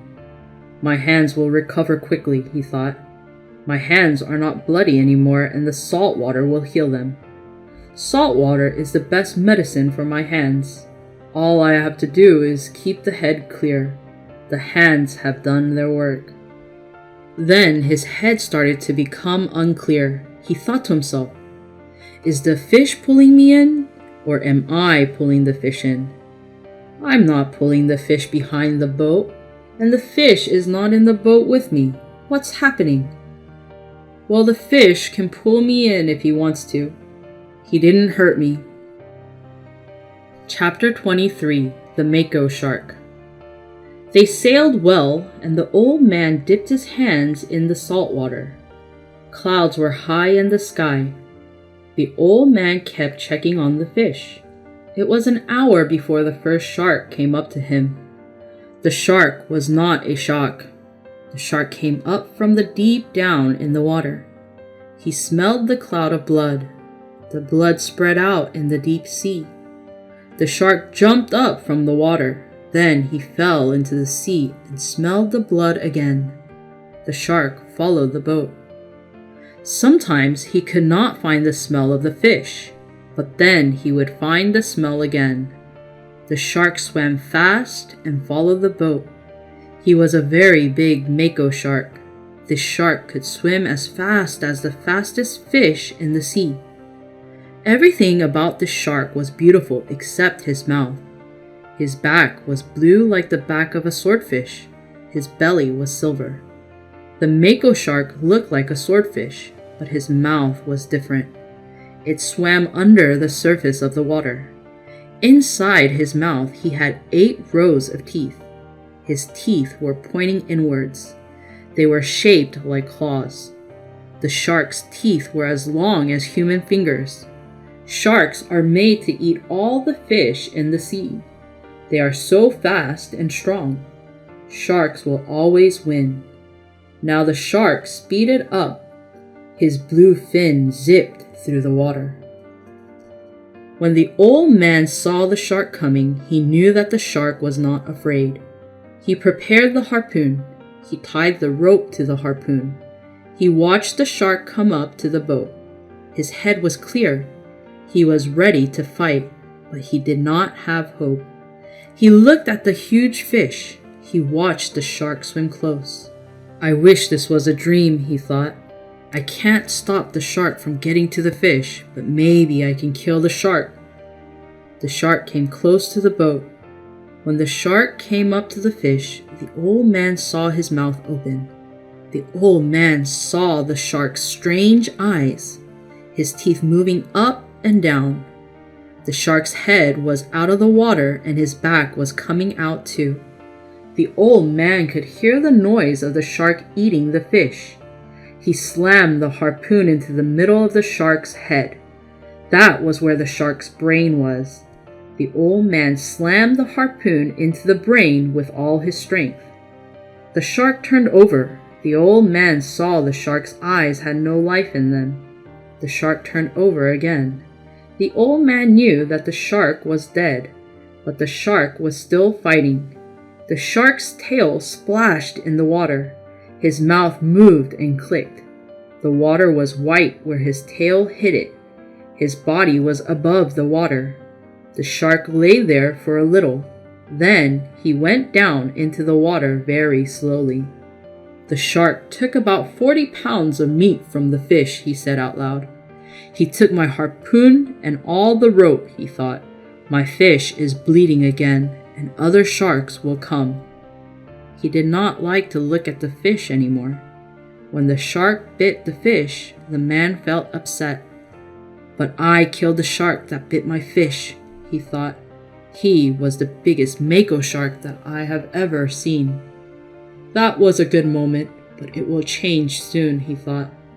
I wish it was a dream. I wish that I never caught this fish. I wish I was alone in bed.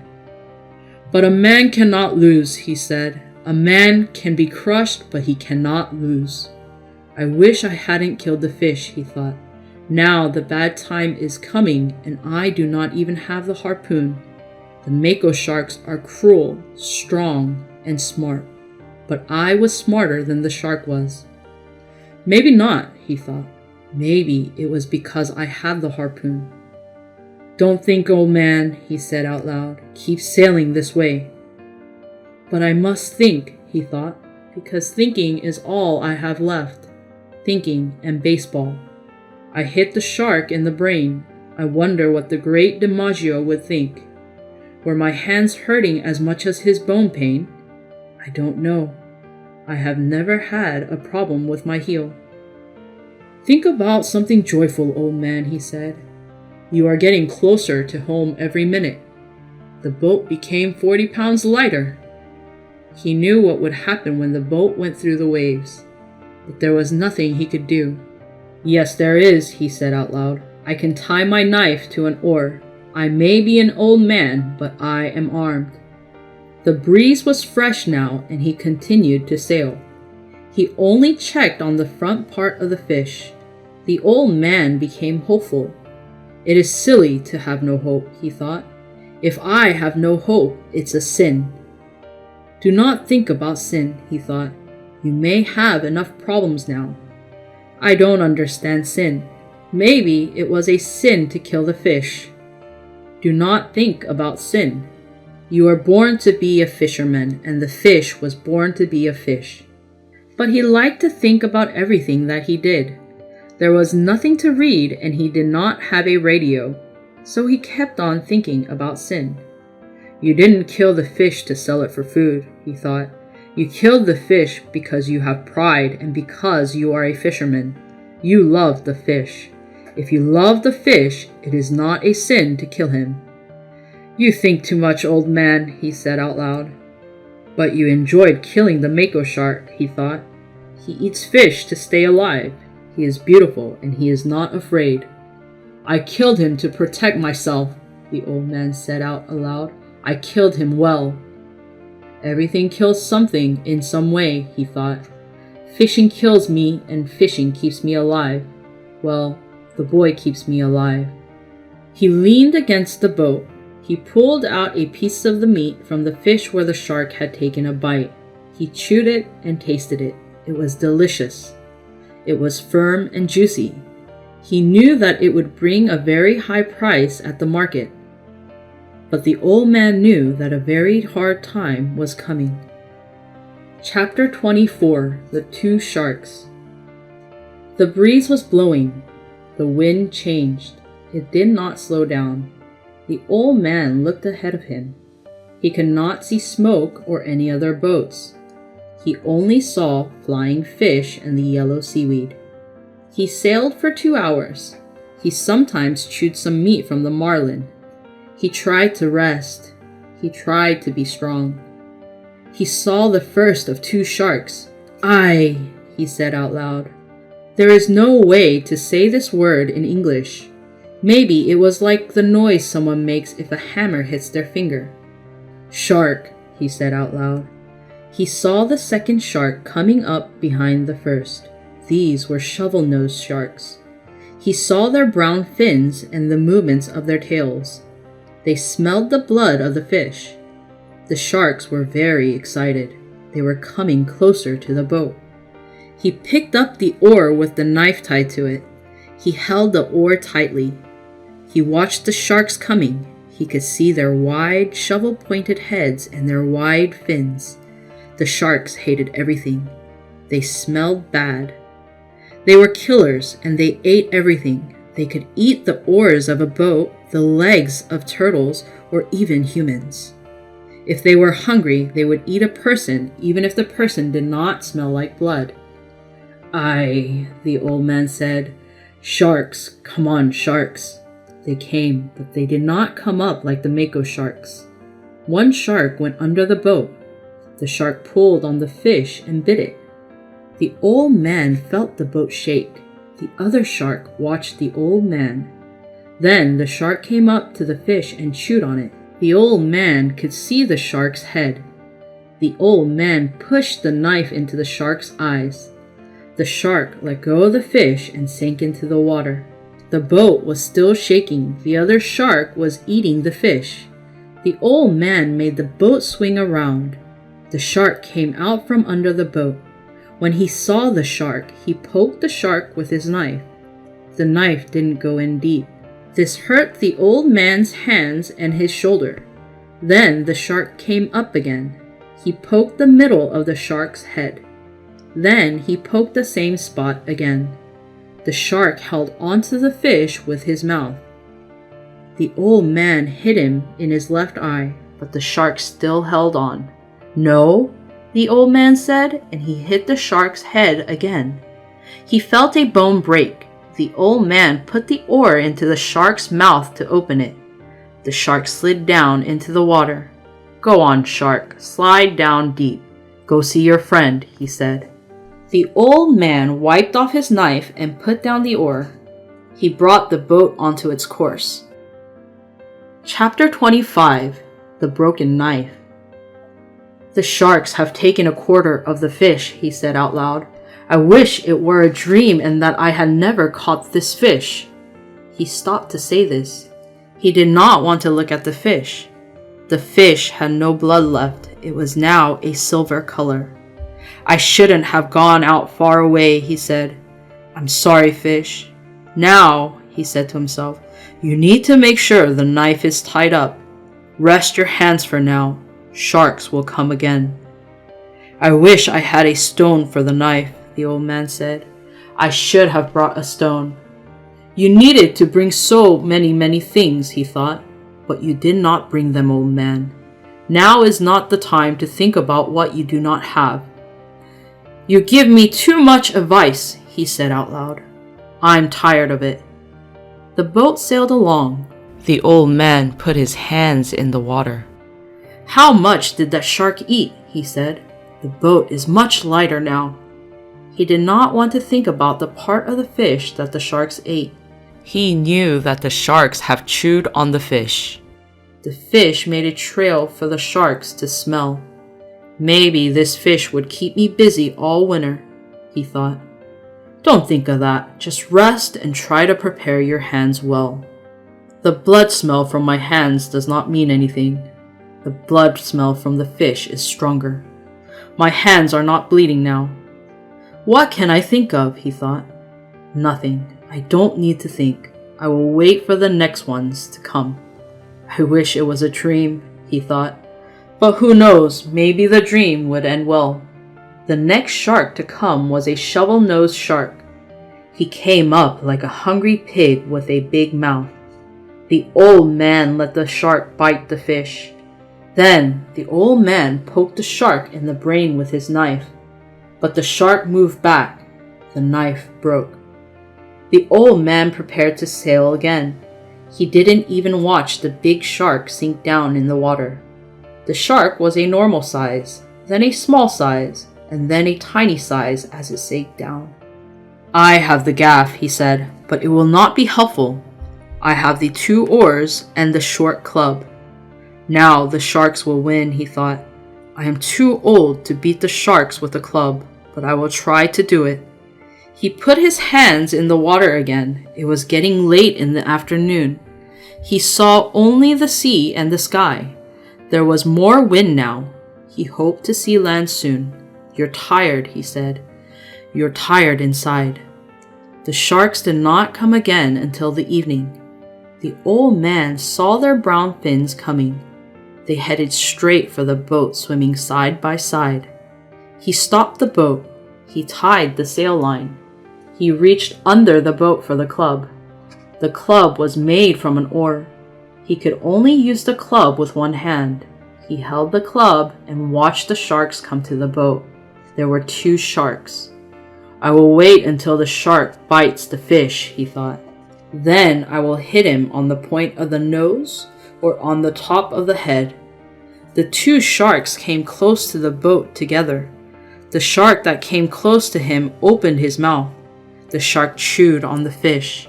The old man raised his club up high. He pushed it down on the top of the shark's head. He hit the shark once more across the nose. The other shark went in and out. Then the other shark swam up again with his mouth open. The old man saw a piece of the fish in the shark's mouth. He swung at him, and he could only hit the head. The shark looked at him and bit the fish one more time. The old man hit him with the club. The shark moved away. "Come on, shark," the old man said. "Come in again." The shark swam up to him quickly. The old man hit him. He lifted the club up high and pushed it down. He felt the bone in the shark's head. The man hit the shark again. The shark chewed on the meat. The shark moved away slowly. The old man watched for the shark to come again, but the sharks did not come. Then he saw a shark swimming in circles. He did not see the fin of the other shark. "I couldn't kill them," he thought, "but I did hurt them. Both of them must feel really bad right now. If I used 2 hands, I could have killed the first shark." Chapter 26, Half of the Fish. He did not want to look at the fish. He knew that half of the fish was eaten by sharks. When he was busy with the sharks, the sun went down. "It will be dark soon," he said. "Soon I will see the lights of Havana. I can't be too far out," he thought. "I hope no one has been worried. The boy is the only one who is worried about me. Many older fishermen will worry too. I live in a good town." He could not talk to the fish anymore. The sharks destroyed most of the fish. Then something came into his head. "Half fish," he said. "I am sorry that I went too far out, but we killed many sharks. We ruined many others. How many sharks did you ever kill, old fish?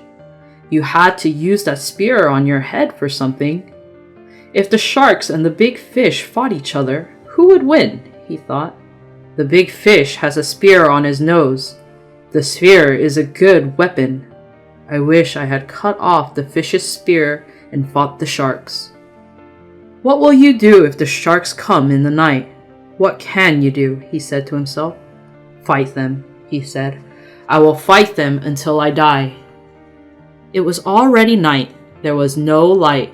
There was only the wind and the sail. He felt like he was already dead. He put his 2 hands together.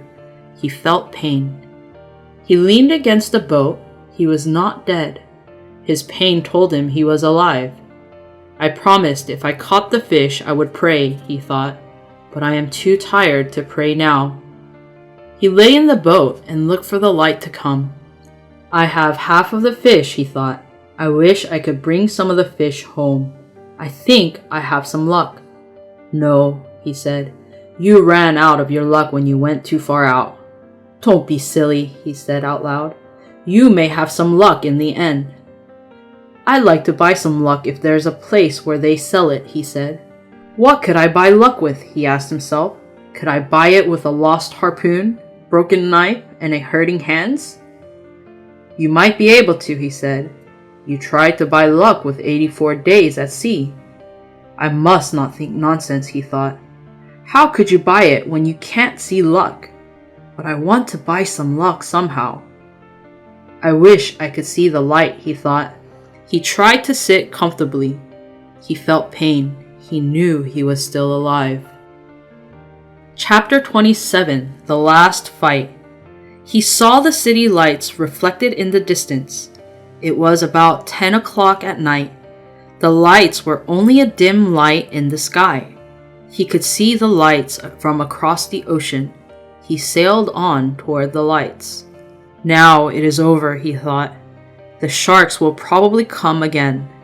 How can I fight them without any weapons in the dark?" He was stiff and in pain. His whole body was in pain. The night was very cold. "I hope I don't have to fight again," he thought. "I really hope I don't have to fight again." But he fought more sharks at midnight. He could not fight well. The The sharks came in a group. He could see the lines of the shark fins. He hit the sharks with his club. The sharks shook the boat. He could not see the sharks, but he could feel them and hear them. Something grabbed his club and swam away. He pulled out the lever. He held it in both hands. He fought the sharks with the lever. He pushed it down on them again and again. The sharks came together. They bit pieces of the fish. They came back for more. Finally, one more shark came to the fish. The old man knew that the fight was over now. He swung the lever and hit the shark. He swung the lever again and again. The lever broke. The broken part was sharp. The old man pushed the lever into the shark. The shark swam away. That was the last shark. There was nothing else for the sharks to eat. The old man could hardly breathe. He tasted something in his mouth. It was blood. The old man spit it out. "Eat that, sharks," he said. "You wish you could kill a man." He knew the sharks beat him. He went to the back of the boat. He found part of the lever. He put the lever in its place. He sailed the boat again. The boat became lighter. The old man didn't have any thoughts or any feelings. The old man sailed the boat to make it to his home port. The sharks bit the bones of the fish in the night. The old man did not focus on the sharks. He only focused on sailing. The boat is good, he thought. The boat is safe and not harmed. Only the lever broke. He could see the lights of the beach. He knew where he was now. Anyway, the wind is our friend, he thought. Sometimes the wind is our friend. Sometimes the sea is our friend too. The sea has friends and enemies underneath. And my bed is my friend. Going to bed will be so good, he thought.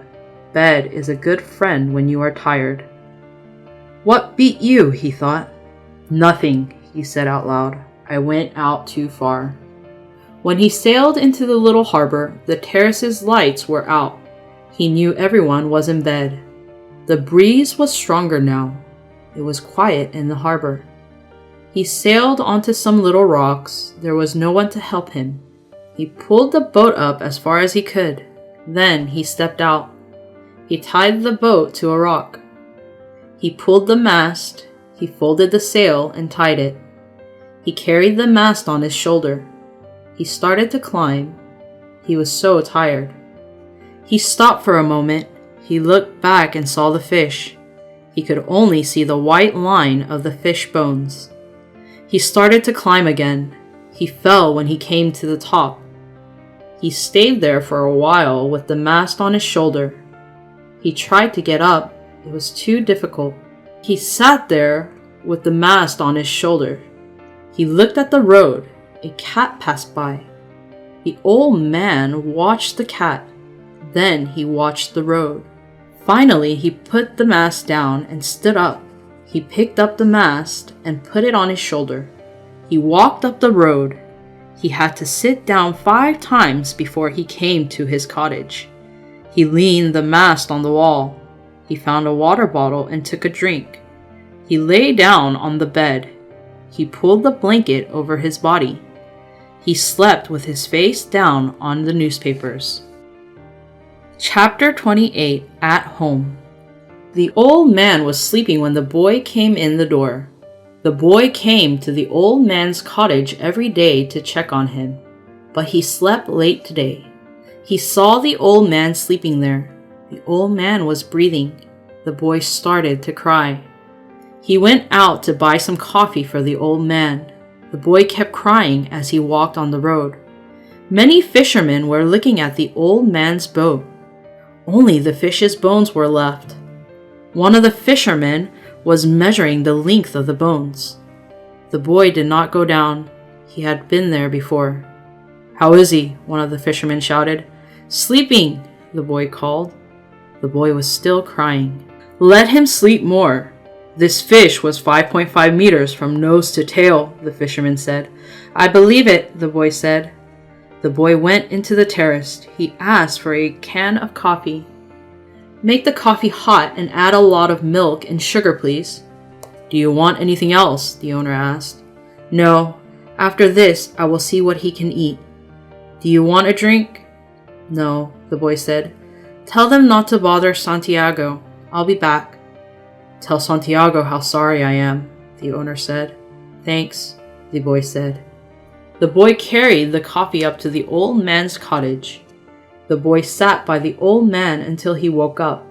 The old man started to wake up, but he fell asleep again. The boy waited for a long time. Finally, the old man woke up. Don't sit up, the boy said. Drink this. The old man took the coffee and drank it. I lost, Manolin, he said. I lost the fight. No, you did not lose. You got the fish. I lost after I caught the fish. Pedrico is looking after the boat. What about the fish's head? Let Pedrico keep the head. And the spear? If you want it, you can keep it. I want it, the boy said. Now we must make plans about other things. Did they search for me? Of course, they searched for you with the Coast Guard and with planes. The ocean is very big and the boat is small, the old man said. He was happy to talk to someone instead of talking to himself. I missed you, he said. What did you catch? I caught 1 on the first day, 1 on the second day, and 2 on the third day, the boy said. Very good. Now we will fish together again. No, I am not lucky. I am not lucky anymore. I will bring the luck with me, the boy said. I caught 2 fish yesterday, but I have so much to learn from you. Let's fish together. We must get a good killing spear. We need a strong spear. My knife broke. I'll get another knife for us, the boy said. I'll prepare a strong spear. What about the wind? Will we have any windy days soon? We might have 3 windy days, maybe more. I will have everything ready, the boy said. Take care of your hands, old man. I know how to take care of my hands. There was blood in my mouth last night. I think I broke something. Take care of that too, the boy said. Lie down, old man. I will bring you your clean shirt. I'll bring you something to eat. Bring me the newspapers from the time that I was gone, the old man said. You must take a good rest. Did you have a hard time? It was a very hard time, the old man said. I'll bring the food and the newspapers, the boy said. Rest well, old man. I will bring something from the pharmacy. I will bring something to heal your hands. Don't forget to tell Pedrico that he can keep the fish's head. I will tell him. As the boy went out the door, he was crying again. That afternoon, there were tourists at the terrace. They were having a party. A woman saw the fish's long white backbone with his huge tail. What's that? She asked the waiter. It's a shark, the waiter said. I didn't know that sharks had such beautiful tails. Up the road in the old man's cottage, he was sleeping again. He was still sleeping on his face. The boy was sitting beside him, watching him. The old man was dreaming about the lions.